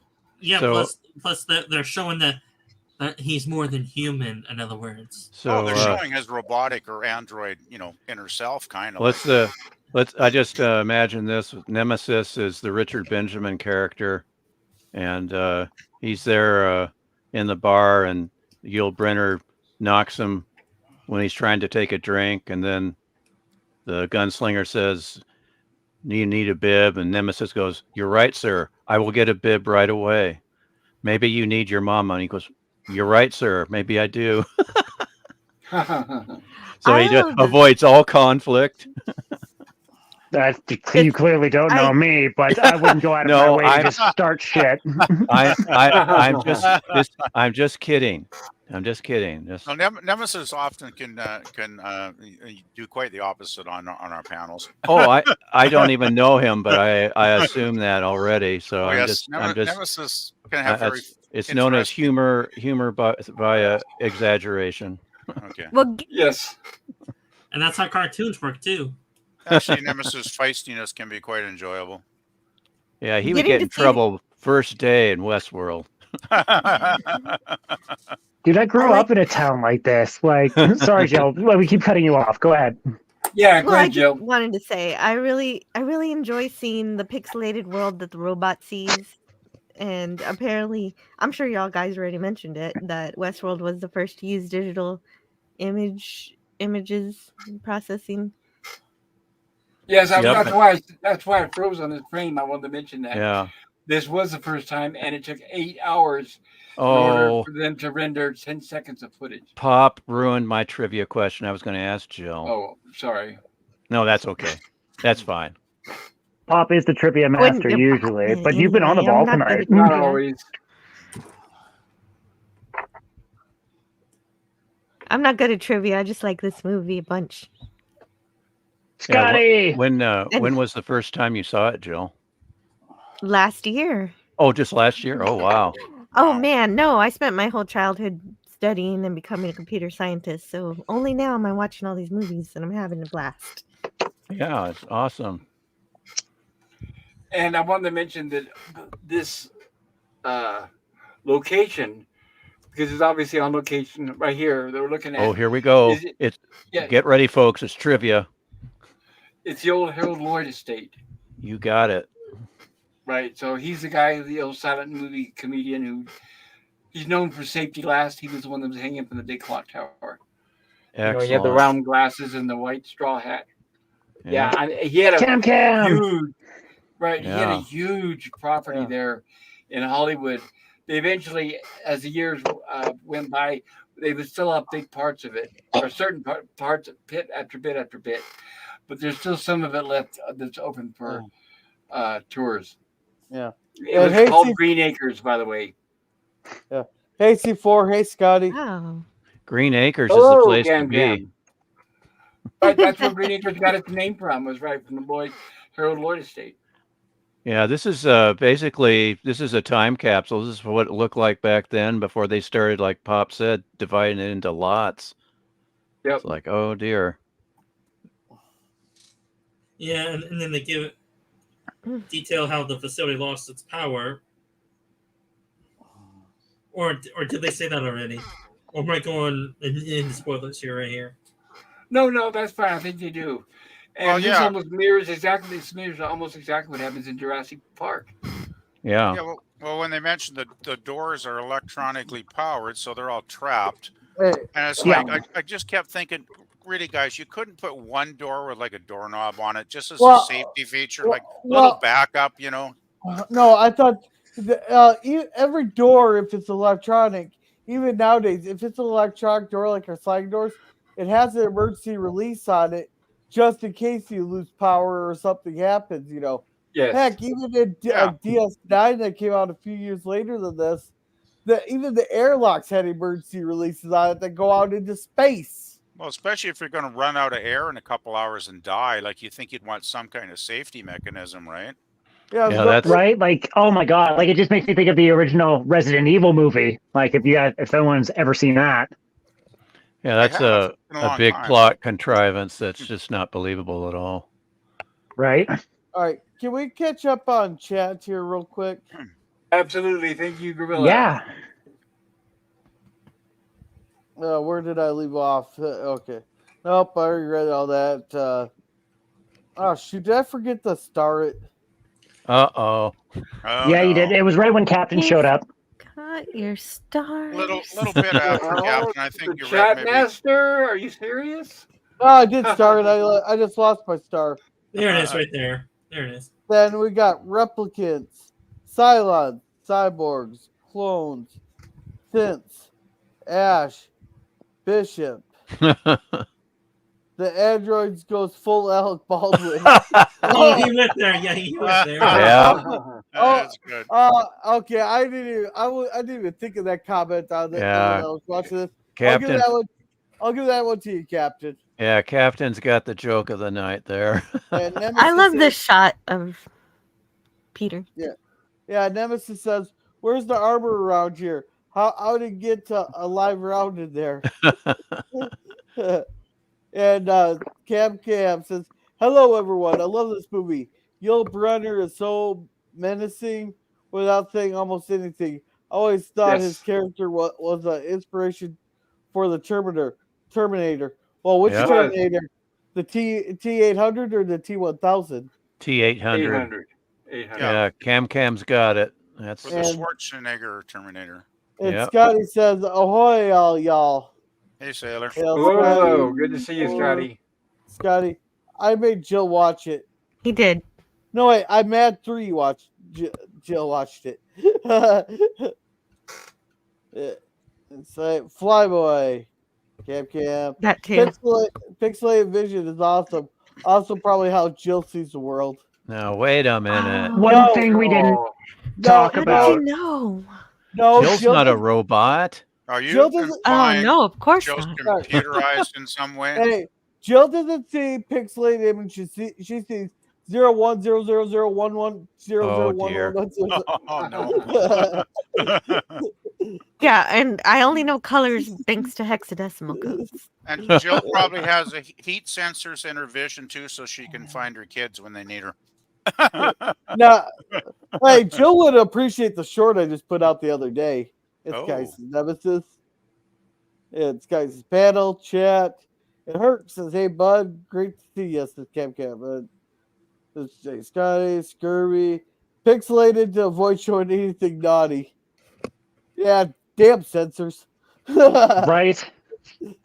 And Cam says, "Nemesis, greets my friend. Nice to see you." And Good Scotty to see you, buddy. Pixels are so hot right now. I don't even want to go there. And Daniel says, "This movie is way better than the show. They should have made a sequel to this movie." Yeah, they It was They terrible. did. Yeah. It was They did. crap. And we want Right. to forget that. Yeah, Future World from 1976. You know with how Peter- you show Mars? You just cover everything in red. There you go. true. Or put a lens on the camera, right? Even easier. Yeah. Did you see Future World, Stone Racket? Unfortunately, yes, when it first premiered. And I don't remember hardly anything about it. Well, It's- Scotty R37's explained it to me, and I still don't understand. It's Oh, it's that's totally good. At least you didn't forgettable have to- movie. Yeah, Jill, at least you didn't have to sit through it, so that's good. It's better. It's a Yeah. good thing you got the warning. With He the did the extra homework. with the exciting cast of Peter Fonda and Blythe Danner. And Stuart Margolin. And Stuart, that's Preston- right. Stuart Stu- McGarland, Preston- Angel right. Martin from Rockford. He just right, and rest in peace. He just passed away recently. Oh, he really? did. Oh, that's too bad. Yes. Oh he was dear. Good he was good in Rockford. I liked him in Rockford. Yeah. Jimmy. And Love American Style. Yes. Uh, Without the beard. All right. Yes. Cab says, "Hey, great to see you." And Sky says the first season of Westworld is pretty good, kind of like Walking Dead. It just sucks after the first season. I would agree. I thought season 1 was pretty darn good. It was, and it had what's his name, the guy from Silence of the Lambs. And I It forget was his so name. promising, and then the Yeah. second season didn't follow. Anthony It's- Hawkins, I think his name was. Anthony, yeah, Bait- that's the guy. Yeah, it was. Yeah, he it's was the old really bait good in and that. switch. And then it Let's, just turned into draw him garbage. in the first season, then get him with the woke stuff in season 2. Exactly. Yes. Exactly what Yeah. it was. I think I They lasted killed them 2 all. episodes, and I gave up after a couple episodes. Season 2 I was only so lasted an bad. episode and a half. I Well, didn't maybe finish the second one. I could have done that too. I forget. I mean, I want to forget because it was so bad. It was only because the second episode I fell asleep. All right. Oh, well, Uh, that's what happened to me watching the first episode of Discovery. All Anyway, right. Nemesis says, "Nice to see you, buddy. Hope you are doing well." To Cam. And Very Cam. cool. Okay. In the near future, we will have brain implants to pixelate things we shouldn't see. They already got it, Greg. They already got it. I'm gonna go huff a hooly while you do this here chat catch up. Sounds like a plan. He knows you so well. They're capped. Nemesis says chat is linked up to top chat, Scotty. And It is not. Oh, I can send it. Daniel says, Yul Brynner was so awesome. I wonder if he would have been still around if he did not get cancer. no, he would have died of old age a while ago. I'm pretty sure. Yeah, he's definitely a past. He'd be way over 100 right now. Yeah. Past generation. Is the link supposed to be in the chat? Yes. Well, I thought it was pinned up top in mine, but I guess I'm wrong. It Wait, was in Yeah. the chat when I joined, Jill. Is everyone for the panel, right? Yeah. Yeah, it should have been pinned. I did that before the stream started. If it's not there for some reason, let me know, guys. I can put it back in there. All right. C Forcer says, Nemesis, I'm good. Thanks. How about yourself? Nemesis says, it's been a day, but it has been a lovely panel and evening. He says, thanks for asking, C4. And Scotty says, Westworld show did get preachy after season 1. It got woke. Yeah, totally. I love that. Yeah, I was technician. going to say, I don't know if I'd use the word preachy, but okay. Yeah. Oh no, Well, you're right. The link is there. Sorry, Yeah. I was looking at a different chat. C4 No says, problem. C4 says, Daniel's hot topics. Hi, I doubt it. Yul is pretty old when he died. All right. Now, I got a question. Why didn't he just have the technician hop on his horse and the technician show him how to get out of the park? That's a good question. And does anyone have an answer before I go into my thing? Go Well, for it. I could be wrong, but I think the technician was panicking and trying to repair the golf cart. Well, if it was Yeah. but if it was so panicked after he was told there's a murderous gunslinger chasing me, would he actually just get back on the cart and hop on like he's going to drive away safely? Like, and then he gets shot a couple of times. Like, really, man? Well, who shot him? I didn't catch that. Fuel, The our gunslinger. gunslinger. And that's what he gets Okay. for having that back comb over. I thought Mr. Portostash shot him. No. No. No. No. And the one Right. Go ahead. we just haven't mentioned, we skipped over the scene when they cut off his face and they upgraded his hardware. So now he has way better hearing and he has way better vision, which kind of makes me wonder, like, if this pixelated vision is what he sees now, how crappy was his vision beforehand? Well, if you listen carefully, he has heat vision now too. Yes, also he does. has Because that played a big part in the later. But he has that extra sensitive hearing too, so he can hear a human Yeah. even breathing And it's like, Yeah. why would you put a gunslinger and give him these abilities of vision and hearing to make him more dangerous? Like, Because the script Well, demanded it. well, no, yeah, I don't- know, but Hi, still, everybody. logically, it's like, what? Hi, Scott. Yeah, I know. No, Scotty. but- Yeah. Hello and welcome, everybody. Scotty. Hello, Thank you so much Scotty. for having me on Pop Culture. I Oh, love hi, this Scotty. movie so much. Hey, PvP. Always our and- pleasure, It is sir. a classic, isn't it? Yeah. Yeah, It's but the really thing good.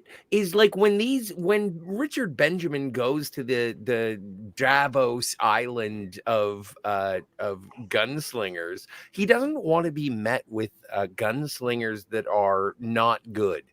He doesn't want to. I want to say pussies. And so, like, he wants to see intimidating people that he can have a quick draw with. That's part of the joy of Westworld, is that you want an intimidating antagonist in Yul Brynner as the gunslinger. You want him to be good. And so that's the point, is that, well, what happens when Yeah, the guy that you're don't- supposed to beat You don't beats want him you? to be. You don't want him to be so good that he ends up like Brolin. Did he Well, That's not always good. have superior vision and hearing? Or Yes. is this... No. Yes, he did. Yes, No, he he did. was upgraded after the second time he was shot. Yeah. Okay, that's what I thought. And then to get what Scotty was saying though, like especially like if he can sense like if Yul had more dialogue and it was like, oh, I can sense your heartbeat. You're kind of nervous, eh? Oh, your breathing's increased, getting a little scared, eh? Like getting back to that whole bar scene that we were talking about earlier with the jives and whatnot. It does play to being the ultimate gunfighter and paying like $1,000 to face off against this person and then still be the winner in the end, because you're still you want the guest to win. But Let's get this boy a bib. Besides, Well, if you keep killing the guests, there's going to be less and less of them coming back once the word gets out, right? So, Well, but come on. Well, yeah, you know, this isn't supposed to be that happening. was a joke, Scotty. no, it's a Right. good joke. It's a good It joke. would be bad for business. I'm guessing. Yeah. Oh yeah, and Scotty, barely the never to show up. I wanted Well, to mention during yeah. while he was running through Roman World, you just saw a whole bunch of dead people, so we missed a robot massacre there. Oh, yeah, I we love- did. Well, You mentioned that. They did Well, show it we saw a briefly, bit they of did. it. We saw a bit of it. Did They we show see it that guy briefly. get run through? Yes. Very nice. Are you talking about Yes. the guy from That the old Medieval bank World? manager or whatever. Right, Yeah, it was. that was in right. medieval world. Yeah, Yeah. I love that part. You're The welcome. Dark Knight. Hello, Veronica. Good to see you. So Hi, during this part Veronica. of the movie, the music Yeah, kind of there's a changes. Veronica in the chat. Hey, My goodness. And this Hi, was a clever, Veronica. and this was a clever move by the protagonist. Play possum. But Richard Exactly. Benjamin. Yeah. Richard Benjamin is also an unheralded hero of this. Like, I like him as an actor in this, and I wonder where he went.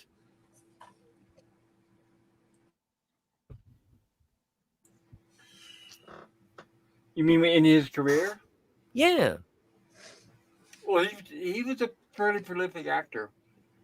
More of a director. He stepped behind the camera more Yes, than he he did. acted in his He's later. about to melt. Well, Yes. I think he did sort of a mixed bag of work in the 70s as an actor, and then I think you're right, Scotty. I think he did move into directing more and more. He's like a Bill Bixby. I don't want to, I'm not being facetious. I want to, like, I think Richard Benjamin was a creative talent. I'm not even, I think he passed away. I remember him, though. When I see him in performance, I really liked him in Catch-22. Yeah, that was a Wow. good movie. I Yeah, haven't seen that in ages. I know it. Well, dude, I would recommend revisiting. Yeah, I should. Hey, this is the I need to. I hydrochloric love the acid book. scene, isn't it? Where he Yeah, acid in throw it his in his face, yeah. face. He starts to melt. Yeah, that's pretty cool. And he's smart enough where he walks over to, I believe he walks over to a sink, and I guess he washes with water to get some of it off. Like, Well, how do you get You're not supposed to hydrochloric do that. acid off your face? Hey, Is it hey. water, or do you need well, he's like... doing that because he's right at the sink. Look at him. Well, I know, but I'm not going to take my Hey. cues from Westworld. no, when you get a chemical burn, unless you know for sure you can get it all washed off. Otherwise, all you do is diluting it and spreading it. Yeah, see, Gorilla gets it. But he is a robot. Yeah, you don't want to just. Maybe he hasn't been scientifically trained about the wonders of hydrochloric Of acid, chemical perhaps. burns. Yeah. I just that. I just checked. He's a gunslinger, not a scientist. I just checked, and Richard Benjamin is still kicking. Really? Nice. You know Wow. what? Good for Today him. is the first And day then- that I realized that Richard Benjamin is still alive. Thank you He so must much. be. He Stone must Rat. be getting up there in Yeah, years. Wow. Pop, did you want to explain how they did the hydrochloric acid scene? Go for it. Oh, okay? You want me to explain it? Yeah, they mixed in an Alka-Seltzer type product with the makeup so that when water hit it, started to foam, and that's how they got the melting effect. Cool. Cool. And with There you the go. makeup, and the makeup starts to Sound bubble up. food. There you go. Well, and this is such a I think this is a glorious movie for practical effects. Like this Oh, is yeah. pre-CGI, everything is going Yep. on. You want to make a person's face smoke, then we better figure out how to do that with makeup. Also, we don't want to kill any of the stunt doubles. Right, and we want to see it on screen. Yeah. It, Yeah. adds to the realism. Yes. This is so I enjoy these movies so much because everything that I see on screen is real. It's not animated. And it's not just the effects that are real. It's more often the stories and the emotions in them are real too. The And cutting, like the editing, the way that they create this story and present it to you is real. It's tangible. Yeah, like you watch it, Pop, you watch a movie now and it does. Like people are like, is that CGI? If I watch a movie from 1974, what year was 73? I'm like, you know what? Everything that I'm seeing on screen right now happened. And the thing is, even though it's science fiction, it has a sense of believable, grounded reality to it. Mm-hmm. Like even with this, with the heat seeking, it's this cool. was technology of the time, and I guess cool. you could, but it's not animated. It is, it's just a lens on a camera watching something. It's not. It isn't. This isn't pulled out of nowhere. I love this movie. It's so good. Right, and this is where he's realizing that the flame is throwing off the heat vision of the android, the robot, android, whatever. But quick side note is back in the 90s, this is around the time when I was a teacher, I had a neighbor 3 houses down. I don't remember the guy's name. He was really, really pissed off because apparently he used to work in Hollywood as a gopher for celebrities. And apparently he was working on a movie with Richard Benjamin, and he did something that he thought was a very simple mistake. That was nothing, but Richard Benjamin really went off on him and got him fired and blacklisted from Hollywood. He said Richard Benjamin had a really high mighty attitude. Huh. And I always thought that was interesting because he was like, do you know who Richard Benjamin is? I said, yeah, I know who he is. He said, are you sure? Are you serious? You know who I'm talking about? I said, yes, I know who Richard Benjamin is. Well, but Pop, like you and I think that I hope we would agree, is that there are cool people who are actors and there are dickheads. Oh, yes. And it's unfortunate when you find out that someone that you enjoy as an artist is a dickhead. Meeting your idols can be risky. Yes. A good example don't do it. Right. A good example is Mike Myers. I'm sure you guys heard about him, right? He's Canadian. I remember him on Saturday Night Live and stuff. And I remember him from Much Music. Yeah, he got to the point where he was so conceited in his movies that he told all the extras he didn't want anybody looking at him. Don't look at me directly in my eyes. But that's common. There was an actor. I'm sorry, an extra, a guy who did an interview. I think he went on to better things, but he was working on a set, and he accidentally made eye contact with Mike Myers, and Mike Myers got immediately fired and removed from the production. Well, okay. This is such a tangent, and I would like to return to Westworld. But remember that thing with Christian Bale when someone passed in front of his eye line, and he did an "Oh, good for you," that quote? Like, I don't know. I have no ill will towards Mike Myers. If someone got in his eye line, and I think this is across the board. No. This was not the camera was not rolling. Oh No, but he just stepped out of his trailer, and the guy was like holding the door for him or something like that. and he And he looked at actually him made eye contact. Yes. in the eyes. Uh-oh. Sorry, We I'm getting okay? storm warnings. So Yeah, it storm wasn't a warning. matter of disturbing his performance or anything. Correct. No, Right. it's just Mike Myers. Yeah, Yeah, Right. usually The cameras were not rolling. Eye contact's usually made by looking at somebody's eyes, I guess. Yeah. I don't know. Yeah, Ego. It was ego definitely does. right. It was definitely when he was stepping out of his trailer. So it was definitely That's not when the weird. cameras were rolling. So are we Good looking at Mike Myers on fire right now? Unfortunately, not. Oh no. And you could tell when he got to that point where he made the Love Guru or whatever. You could tell his. Oh, that was such a shit movie. Hey, Well, hey, you could tell his Stock. right. You could tell his vanity and conceit was just way off the top. You could just tell. You I know, knew at that point, as soon as I saw the trailer for that movie, I thought, okay, this guy's full of himself. Guy is ridiculous, and I knew it was the end of his career, and I'm glad I was right. You really- the worst movies ever you made, really ever. have to make a bad movie for me to say, you know what? It wasn't as good as You Don't Mess with the Zohan. So yeah, no. If I were to put up Mike Myers movies versus Adam Sandler movies, The Love Guru is worse than Little Nicky. Or Jack and Jill.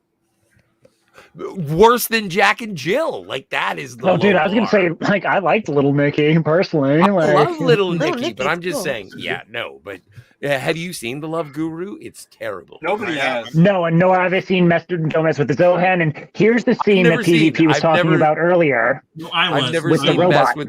No, I've I never was. seen Mess with Yeah, the maybe Zohan. we should Oh, eventually sorry. finish the Sit film down. off. Like, We should talk about because we're Westworld. almost at the end of the film here. We are. We I'm moving are. through it. I'm moving through it.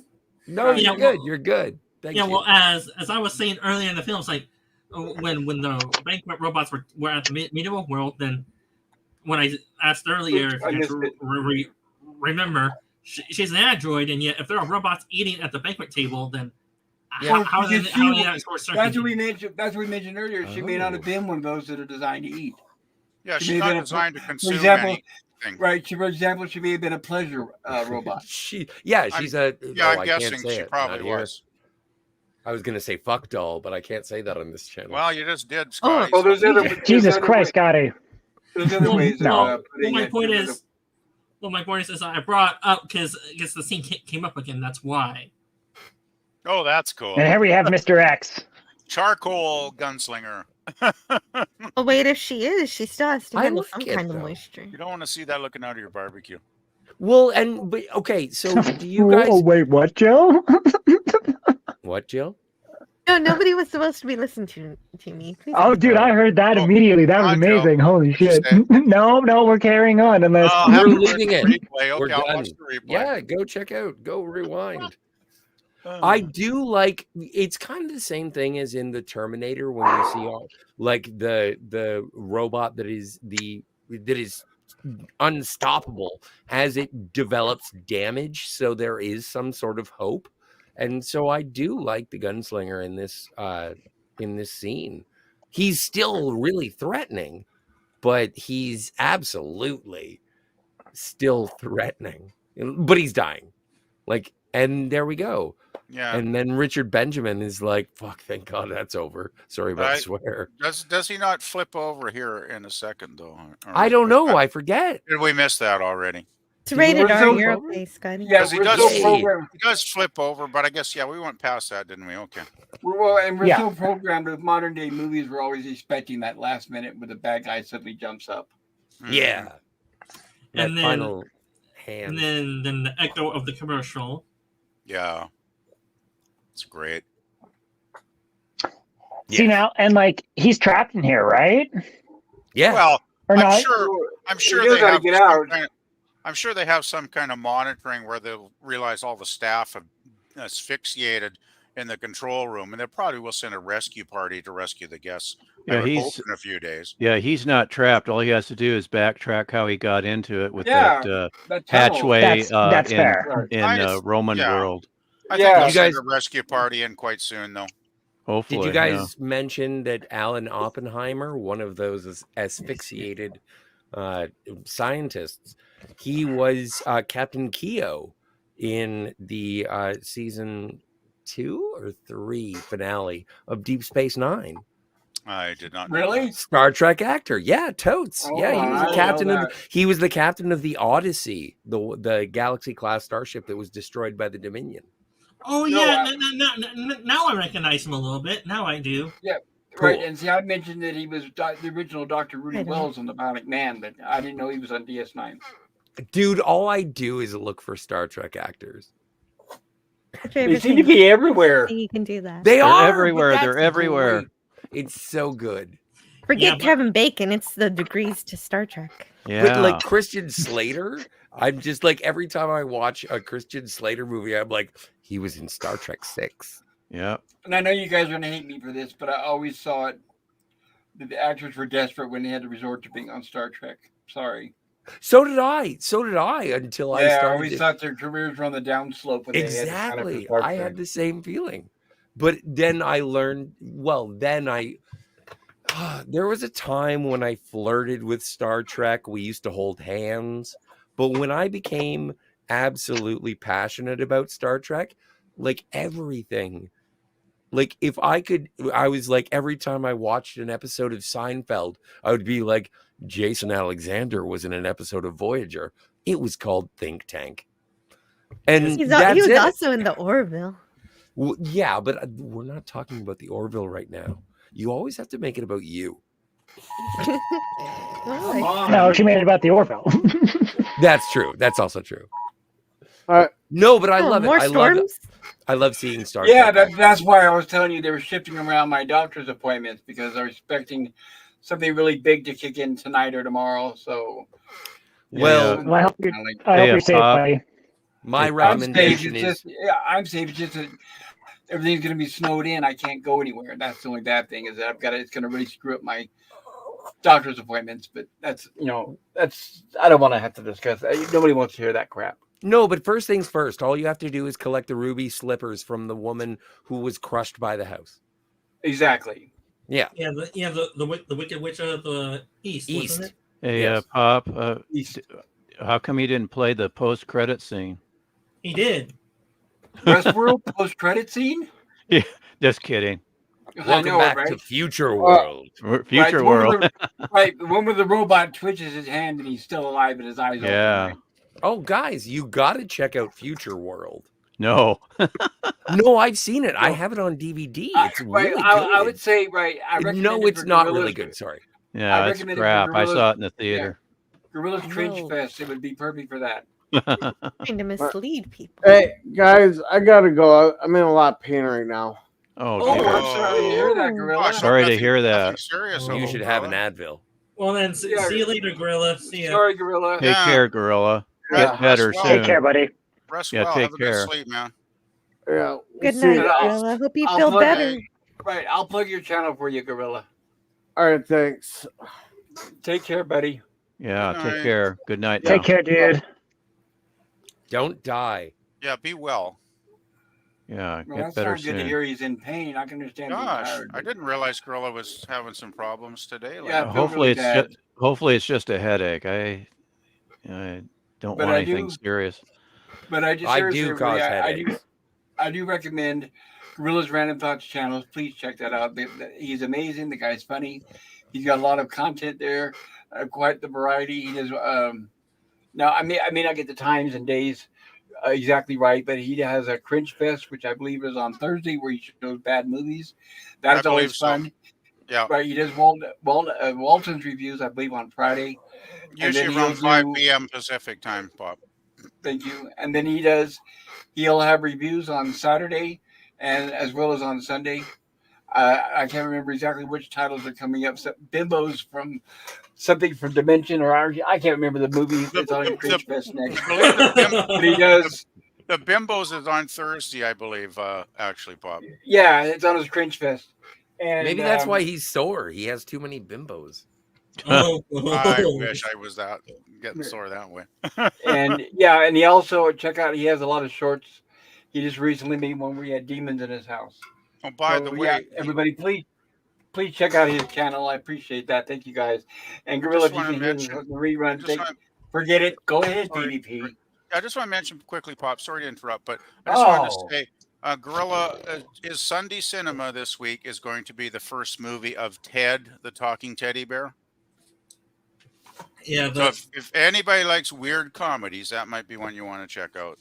yeah, and Seth MacFarlane style humor. Oh yeah. I just wanted to mention Pop, Okay, Pop, carry on. Yeah, please, well, Pop. and Sorry, I Pop- didn't mean to interrupt. because this episode is brought to you by Seth MacFarlane, I have the Blu-ray collection that has Ted 1, Ted 2, and Flash Gordon. So if you are a Ted fan, you can throw your teddy bear out the window. The first thing that you should watch is 1981's Flash Gordon. What's the connection with Ted and Flash Gordon? I'm confused. It's in the movie. You talking Wait. the movie with Queen? Soundtrack? Yes. It is Ted and John's favorite movie. They Okay. have Flash Gordon in both of the damn movies. I thought that was the weirdest connection, but yeah, I guess if that was in the Ted movies, I guess. So they if kinda you're a make- fan of Flash Gordon from like the Queen movie, as PvP It's so like eloquently Flash. put it, Okay, so like they you show, should totes check out Ted. Oh, All right, God. so they show clips of Flash Gordon in the Ted They have Flash Ted Gordon. movie. Yeah. So you're saying they also have the actor Sam J. Jones or whatever? Yes. Got it. Okay. Sam T. Jones, isn't it? Sam T. I don't know. Neither do I. So the Flash Gordon movie is a bonus feature on the Blu-ray. You're saying, Scott? Yeah. Cool. Wow. It that's was pretty so cool. It was so Awesome. cool to get that. Jeez, I Anyway. might have to buy that. We were talking about West. Well, get a Blu-ray player first. Oh, that's cheap. And oh, you do have it. And so yes, but Westworld, I absolutely love the idea. This is again, it's Michael Crichton, and Mhm. so it is proto Jurassic Park because he was like, do people like robots? And he wrote Westworld, and he was like, oh, I know what people like, dinosaurs. And so, Dinosaur. Dinosaur. Crichton was always good at picking up the public pulse of what people would like, and he was very Totes. popular. Very popular. absolutely. Yeah. This is such a great story. He uses it again, and I'm not knocking this. I'm not like undercutting it. Every time he uses it, it's amazing. And I love Westworld. When people talk about AI and how it will take over things and kill us all, whenever people start saying it's like, don't worry about me, I've seen Westworld, I know what's coming. It's like this is the first warning to humanity about, oh, you want smart computers, do ya? Well, and it's And- not just the smart computers, it's how we treat them. If we treat them poorly, then they're going to turn it right back on us. They will be a reflection of what we teach them. And that's why Yep. I always say please to Alexa. That was the And- whole point of Westworld in a way, though, wasn't it? Because all the guests there weren't there to do anything noble or interesting or intelligent. They were there to basically feed their baser instincts as far as sex and violence went. So they kind of did, in a way, get what they deserved, even though I feel sorry for them because, Right. of course, they shouldn't have died. But you know what I mean, guys? Right. It's to feed their sex and violence instinct, just like Disneyland. Okay. Well, that was the inspiration for this movie, wasn't it? The animatronic. Absolutely. Oh yeah, speaking of which, who's gonna take over for Chatmaster since Gorilla had to go early? That's a good point. Let's get up there, and I'm going to ask the panel to help me out. I'll call you guys out if you're willing. Sure. That course. is. Yeah, of course. All right. Always. How about, all right, I'm going to start clockwise. Jill, can you read this one for me? Kim says to Nemesis, I hear you. Glad it's ending well. Hanging with this bunch is always a good time. Hey, it's a good time Yes, to see it you, is. Kim. Hope you're I well. agree, and I have the best bunch in the whole In the batch? of all of YouTube. The best bunch And- in the batch. All right, very cool. Hello, Veronica. Welcome. I don't know if I've seen you before. Veronica. So good to see Veronica. you. I It's don't one think of my we've met. favorite Elvis Costello songs. Is It's Veronica? a good song. I don't think we've Yeah. seen her before on the chat, Well, have we? No. Good to see No, you, she's Veronica. male, I believe. And I'm She's glad no to see problem. you here. I hope you enjoy yourself tonight, and I hope you're Yeah, not welcome. too deeply offended. And Stone Rocky, can you read this for me? This is from Cam's Crash Courses. Well, I got to go into listening/watching mode. Been up since 5 a.m. and it's almost Whoa. midnight. Ouch. Have fun, everybody. Pleasure to see you all.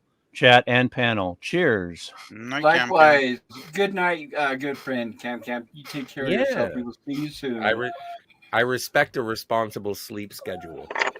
Indeed. I hope you're doing well, Cam. Enjoy the listening, buddy. And Veronica says hi, and she's waving. And hello, Veronica, back at you. Cam says Veronica greets. Hey guys, And she there's says a girl in the Donka. chat. Donka, says Veronica. And Nemesavine, can you read this for me? See, even Nemesis got in on this. It's like, oh, there's a lady. Well, of course. Nemesis of Eden says, hail at Veronica. That's right. And PvP, can you read this for me? Sure. It's a panel bursting forth with people. Well, thank goodness we're not robots. It certainly is. Nemesis of Eden says, what does Nemesis of Eden Beta. have to say about this? I there you was go. just saying thank you. Thank Or you. were we talking about? Yeah, Mm. that's what that means. Is that Yeah. German or French? German. Jawohl. Nemesis of Eden, And can you read this I for also, me? I certainly can, Pop. Nemesis of Eden says, this isn't even this panel's final form.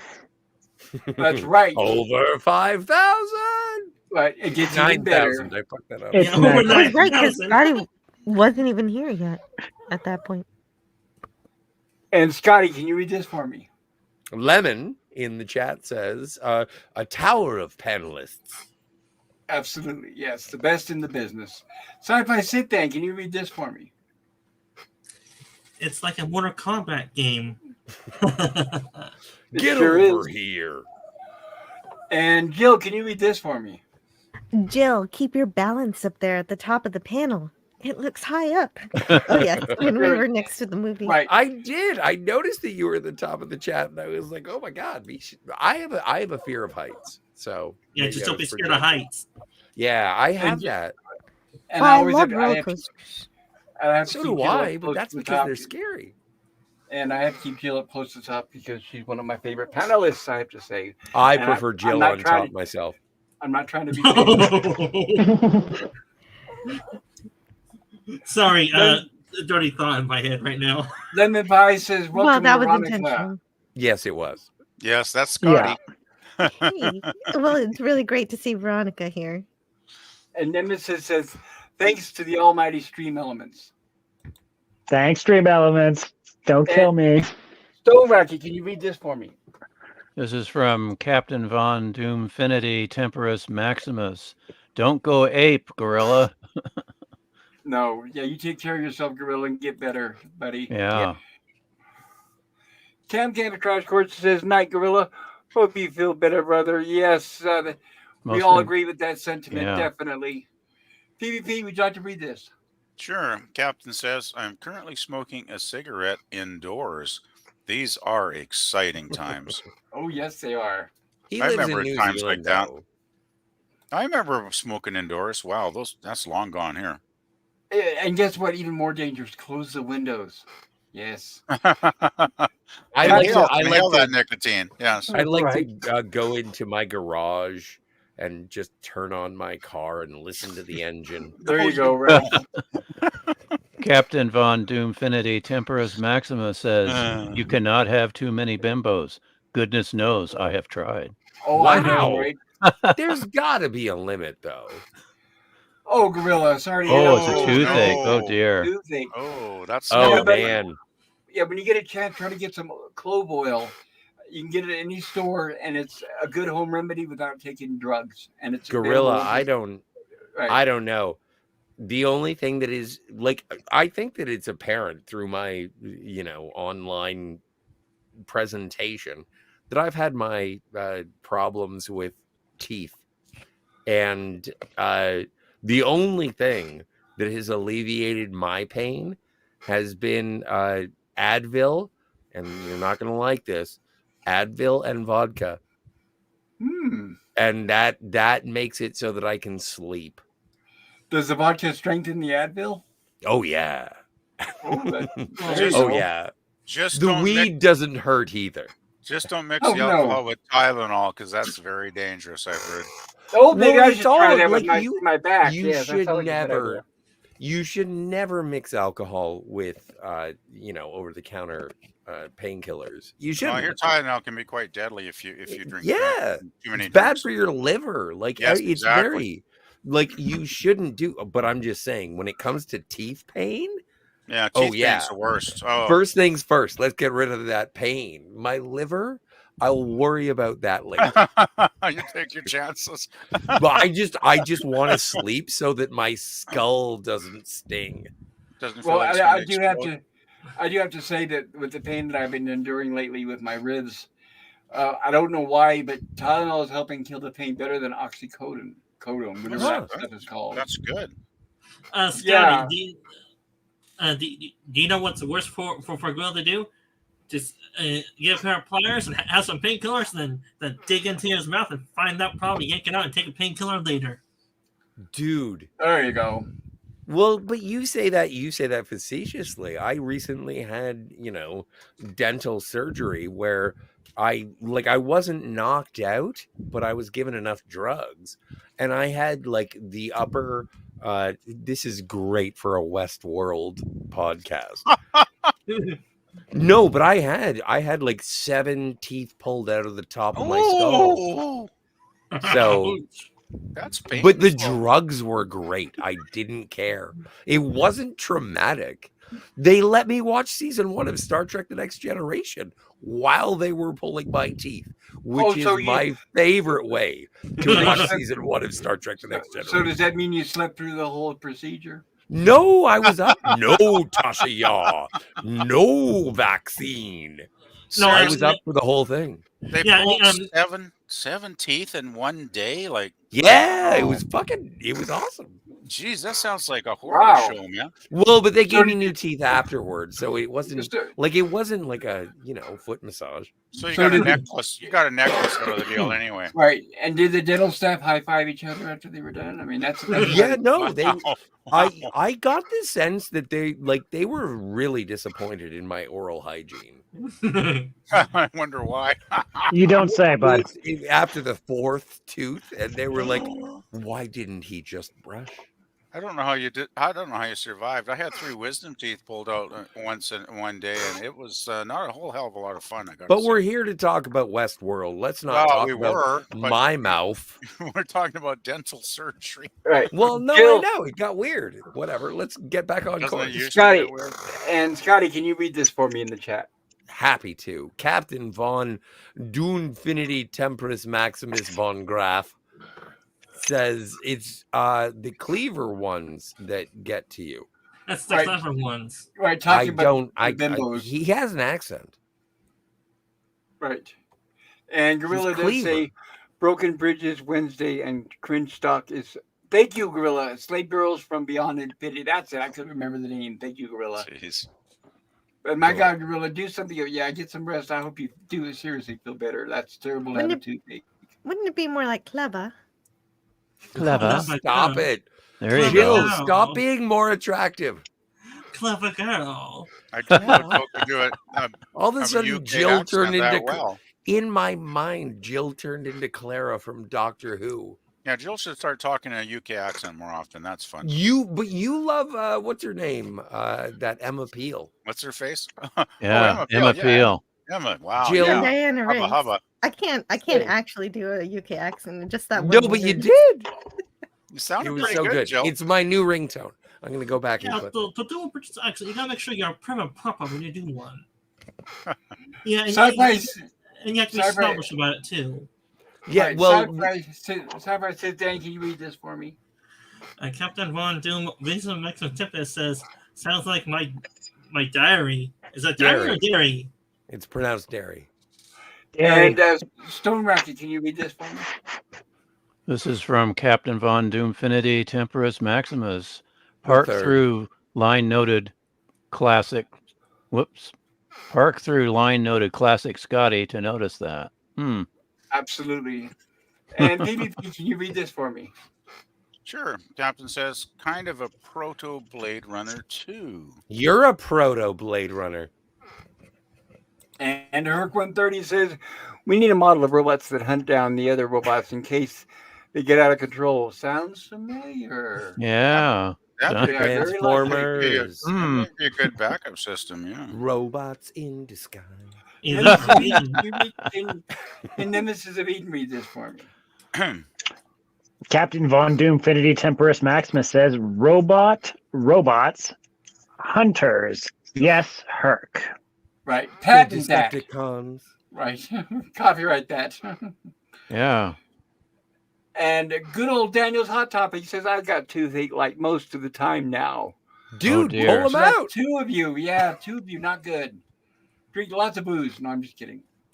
You know what? And also, let's not forget that the Tooth Fairy exists. And so the teeth that you pull out, you're going to get money. Yeah, a quarter each. Well, no, it's $1. Oh, in brutal. Canada. What Yeah, dude, fucking I got part of the $1 at world? least. Yeah. Well, it used to be a quarter, right? I got at least $15 in my mouth. When I was very young, and as soon as I found out this, spoilers, everybody, as soon as I found out Santa Claus was fake, the next thing I wanted to do was find out if the Tooth Fairy was real. So what I did was, when I did pull out a tooth, I put it under my pillow and did not tell anyone. And guess what, everybody? Tooth Fairy is fake. It's a fake. It's a fake. It's a fake. Right. Yeah, the Easter Bunny's not real either, sadly. Yes, I know. Spoilers. Sorry, guys. If we You know pissed that on your guy? parade, you know, well. That's just a guy in a suit. There is no Easter Bunny. What? Bunnies don't lay eggs? What? Right. The Cadbury bunny does. They should, yeah, they don't lay chocolate eggs. Okay. No, I'm going bunnies to- only energize batteries. Come on, guys. Oh, we are. We are That's coming right. up on Cadbury cream. Hey, and you got back season. to the robot. Can't wait. Right? And we caught up with the chat, and I usually go in clockwise order if that's okay. If I can make an exception if anybody wants to go out of order. But if I may ask, Jill, can you tell us your grade for the movie and tell us about your channel? Who's rocking? Stop rocking. I picked up my. I have to yell at my dogs. Every time I move to pick them up and put them on the floor, it makes No, the you're noise, and I fine. apologize, guys. This Jill. chair is terrible. Someone's rocking and it's making a very squeaky sound. Not me. I got a squeaky chair, but I'm not rocking. It's I've been Pop. muted, so it can't be me. Yeah, it's Pop. No, so, no, you know, that's what I'm saying. It was me. I Yeah. feel bad every time I have to move to do something with my dog. that's my chair okay, makes the Pop. noise. it's I need okay. to get a cement slab to sit on. I'm sorry. For There you yelling. go. That sounds uncomfortable. Very comfortable. But Jill, did she step away? I think she. I missed Yeah. my opportunity. How about you, Sci-Fi Sit Dan? Would you like to share with us your grade of the movie or the stream, what you think of it, and what you have on your channel? Well, you guys may not like my rating. I give it a solid B. The reason why I give it a B is because it's a slow burn movie, and I don't really like slow burn movies very much. I mean, I found it kind of boring in some parts. Beyond that, the movie's good. And as for my channel, I cover sci-fi topics: Stargate, SG-1, Atlantis, universe, and I cover the Star Trek movies. I'm a general purpose Star Trek fan. I'm not a hardcore one, and I do cover Battlestar 2003 version and Transformers, a certain era of Transformers called the Online Continuity. And on my channel, I have some Transformers videos and some Stargate videos that are a few years old. My latest videos that came out were the rankings of the top my version of the top Star Wars videos from worst to best, and then Star Trek from worst to best as well. And I have a few Transformer videos on my channel. I have Stargate mainly on my channel right now, and I do have a few Star Wars videos: top 10 Sith Lords of the Star Wars Galaxy, top 10 Jedi Masters of the Star Wars Galaxy, then top 10 Star Wars military leaders in that galaxy.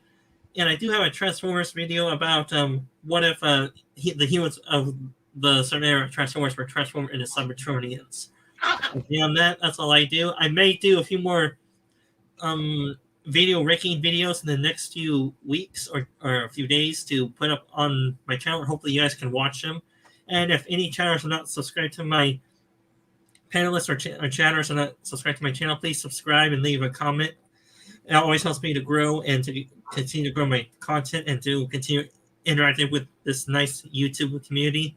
And well, sci-fi sit down. I've been really aching to talk to anybody about Star Wars. Do you like Star Wars? I like all 6 movies. Yep. Okay, so yes, you do, and I would love to talk to you about Star Wars. And I do have some of the expanded universe materials called Legends. Yeah, I have the Darth Bane trilogy, the Luke Skywalker trilogy, the Darth Plagueis book, and the Darth Vader novel. Oh, you've heard of you've heard the tale of Darth Plagueis the Wise. It's a Sith legend. Well, I didn't learn about it from a Jedi. Darth Plagueis was the Dark Lord of the Sith. So powerful and so wise. Can I ask you, this is getting so weird. I feel like I'm hitting on you, but I have to ask you a question. Did Darth Plagueis have a lightsaber? Yes, but he did? Yes, but he had a distaste of lightsaber combat. He always kept it up his sleeve whenever he wore. So same as Darth Sidious. Yes, but in Legends, Darth Plagueis and Darth Sidious, the book, it says that Darth Plagueis is more of a he was more of a intellectual than a fighter. As for Darth Sidious, he was more of the politician scheming type, which means when he got elected as chancellor, or he went into politics. This is why we should subscribe to your channel, because I want to talk about this. Yeah, well, my point is that, and that would be a good place to discuss it. I agree. Agreed. So shut up, you! We're having fun, and you're angry.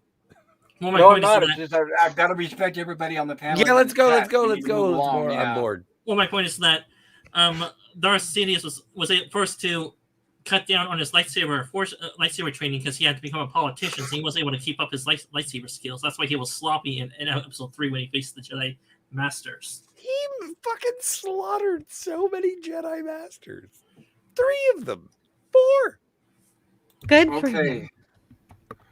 There you are. Jill, would you like to tell us what you think about, give us your grade of the movie and tell us about your channel, please? Well, for sure. I give this an A because Major Barrett is amazing and I love her. Wait. Oh my God. You're just giving it an A because of Major No, Barrett. I'm kidding. Oh, Christine Chappell was here. Well, but also it has that overarching theme of hubris of man dealing with a force that he thinks he can control. Whether it's robots or dinosaurs, the lesson is pretty similar. And here it's more of a, instead of you can't control nature, this is more of if you're playing God and you're giving birth to a sentient sapient being, don't be surprised when they behave the way that you've treated them. And so that's why I really love this movie. That's why it gets an A, and I just think it's really awesome. Wait, I had and I love it also because of the computer stuff. So there wasn't that much computer graphics because this was not CGI, but it did have the first digital stuff. I love the pixelated things, and I love how they represent computers, because they have to imagine how some of these computers work, because this is futurism in the far-flung future of 1983. And so these engineers, I mean, they don't know exactly how the computers are supposed to work, so the imagination in this movie is really, really cool. I think And that, well, Okay. and just to speak to that, like one of the things that was very prevalent at this era of sort of electronic servants is it's just like, well, and unplug them, just pull the plug. And this is when they asphyxiate the control room. It's like, we can't just, do you have any idea how complex this is? We can't just quote unquote pull the plug. There's a process. Like, I enjoy the technobabble of this movie and its ominous Yes. nature. that's how it gets an A for me too. And also, yes, I have a channel where I do appreciate science fiction. Do you have a channel? It's the same as my name, Anti-Derivative Jill. And so I just like to hang out and I should watch movies for the subscribe. first time, or, well, you know, since I spent my childhood learning how to become a computer scientist and doing my homework and Well, you all that stuff. multiplied. You Please let her primarily finish, multiplied. Scotty, I did. please let her So finish. that's fine. And so Yeah, anyway, I'm on gonna head out. Tuesdays, I'm I gonna head got out soon, guys, because I got okay. to Good have night, supper. PvP. But See ya. I've got on Tuesdays, I've got my Star Trek show. We've only got 9 episodes left of the original series. We're going to do, oh, what is the next one? Whom Gods Destroy? Is that the Yes. Oh yeah, Lord Garth. Oh, okay. Yes, And that's going to be absolutely. Tuesday. Tomorrow is going to be my membership stream. So I'm going to work on what we're going to talk about there. And Probably the on- Goonies. no, probably not. On Friday, though, we're going to talk about Fantastic Planet with Retro Nerd Girl and others. And it's going to be great. And that's all I got. Thank you, Jill. I appreciate you being here tonight with us. Yeah, you're welcome. No, I love this movie. It's so cool. I totally Thank you. agree with you. And yes, and yeah, thank you. And I had a blast today on your stream. So yeah, thank you for the good time. You're welcome. And thank you for being there. My pleasure. Stone Rocket, what say you? What grade would you give this? And is there anything you want to share with us? I give this movie an A. It's a good follow-up to Colossus, the Forbin Project, Well, that's true. which is about a malevolent computer that is well treated but turns on us humans anyway. I give this movie an A for, like others have mentioned, practical effects. It's always a good thing to see. And I really love Daphne. That's very cool. And I agree with that too. And I like to hang out on other people's YouTube channels. Well, I for one, am very happy that you were able to join us tonight, and I really appreciate your input and your knowledge.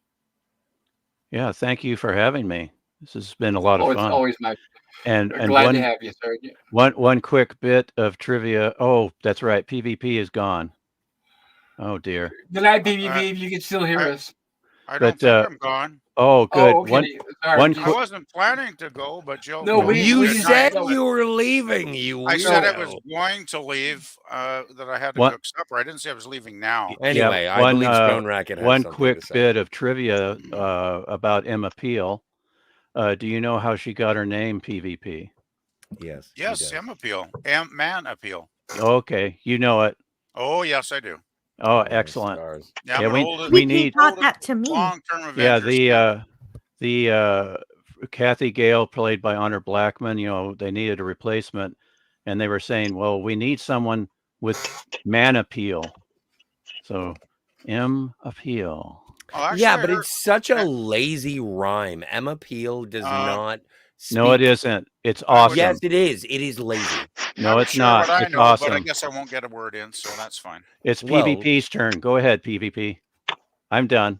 I just wanted to mention, actually, the reason Kathy Gale was written more masculine after season 1, they had the Steed's partner was a man, in Right. season 1, and then that actor decided to leave the show because he wanted to go and do movies and get famous or whatever. So they brought in Honor Blackman, and I think at the time they didn't have enough time to actually rewrite the scripts, and since a lot of those had been written previously for season 2 before the male co-lead left, they just basically ran with those scripts. And since it was written for a man, Honor Blackman just Right. came in and played Kathy Gale kind of as a man, even though she was still very feminine too. Right. But so that's why they kind of ran with it. And then the show started to take off, and the producers realized, this strong female character that is kind of like a partner with Steed, and they're kind of equals. Even as long as she's still got a bit of femininity, the audience is really buying this up. Like, they're really loving it, and the show started to take off. So then when Honor left after 2 seasons to go and do Goldfinger, the Bond movie, and I remember watching an interview. Actually, a Bond movie? I remember watching an interview with Diana Rigg that she said they tested like 150 women for the role of Emma Peel before. She didn't even think she was going to get the job, and then she got the call and was like, you know what, you got it. And that's when the whole producers were trying to think up, well, what's the character going to be, because obviously we can't call her Kathy anymore. And it started, going around, well, we need a character with man appeal, and that's when they shortened it into, the letter M appeal, and then they thought, well, let's just go with Emma. But it's such a lazy rhyme. I don't see how it's not. correlates. I think it's very creative, but I guess I don't think it is. Because Diana Rigg this is is awesome. now Thanks for being contradictory, Scotty. That's Well, I it's just just an disagree opinion, with but you. it's It a doesn't mean that cycle. I'm a villain. well, I don't mind an opinion, but when Anyways, it's intrusive guys. endlessly. Yeah. Anyway, no, it's time to guys, hear this is- from. Right, this is a Westworld stream, guys, not an Avengers stream. Please, I'm trying to be polite. But Appreciate it. Yes. When we keep going Anyway. off on these if I can finish, when we go off on these self tangents, we are being disrespectful to the other people on the panel and in the chat. So I'm trying to rein it Apologies. in and be polite. Stone Racket brought it up, so that's why I want to just. Well, let's Nobody. Let's hush. I don't want to argue, but nobody asked anybody to elaborate about the Avengers. I mean, I love Captain America. It's getting to the point where we can't even mention a topic without somebody feeling that they have the right to go 15 minutes on that subject. Well, I don't like getting upset. I've never got upset at my streams before, but I shouldn't have to do that. And then when I try to rein people in and say, look, we need to stay on subject, they get upset. And with this passive aggressive bullshit. I'm not being passive. Scotty. I know what I'm doing. Oh yeah, I think you do. Nimbus of Eden, please. I'm sorry, and I apologize to everybody. I gotta calm down, but I really apologize, especially everybody in the chat. I know you came for a Westworld stream, and I'm so sorry. I didn't expect this to happen. I thought it was like an after movie sort of hangout.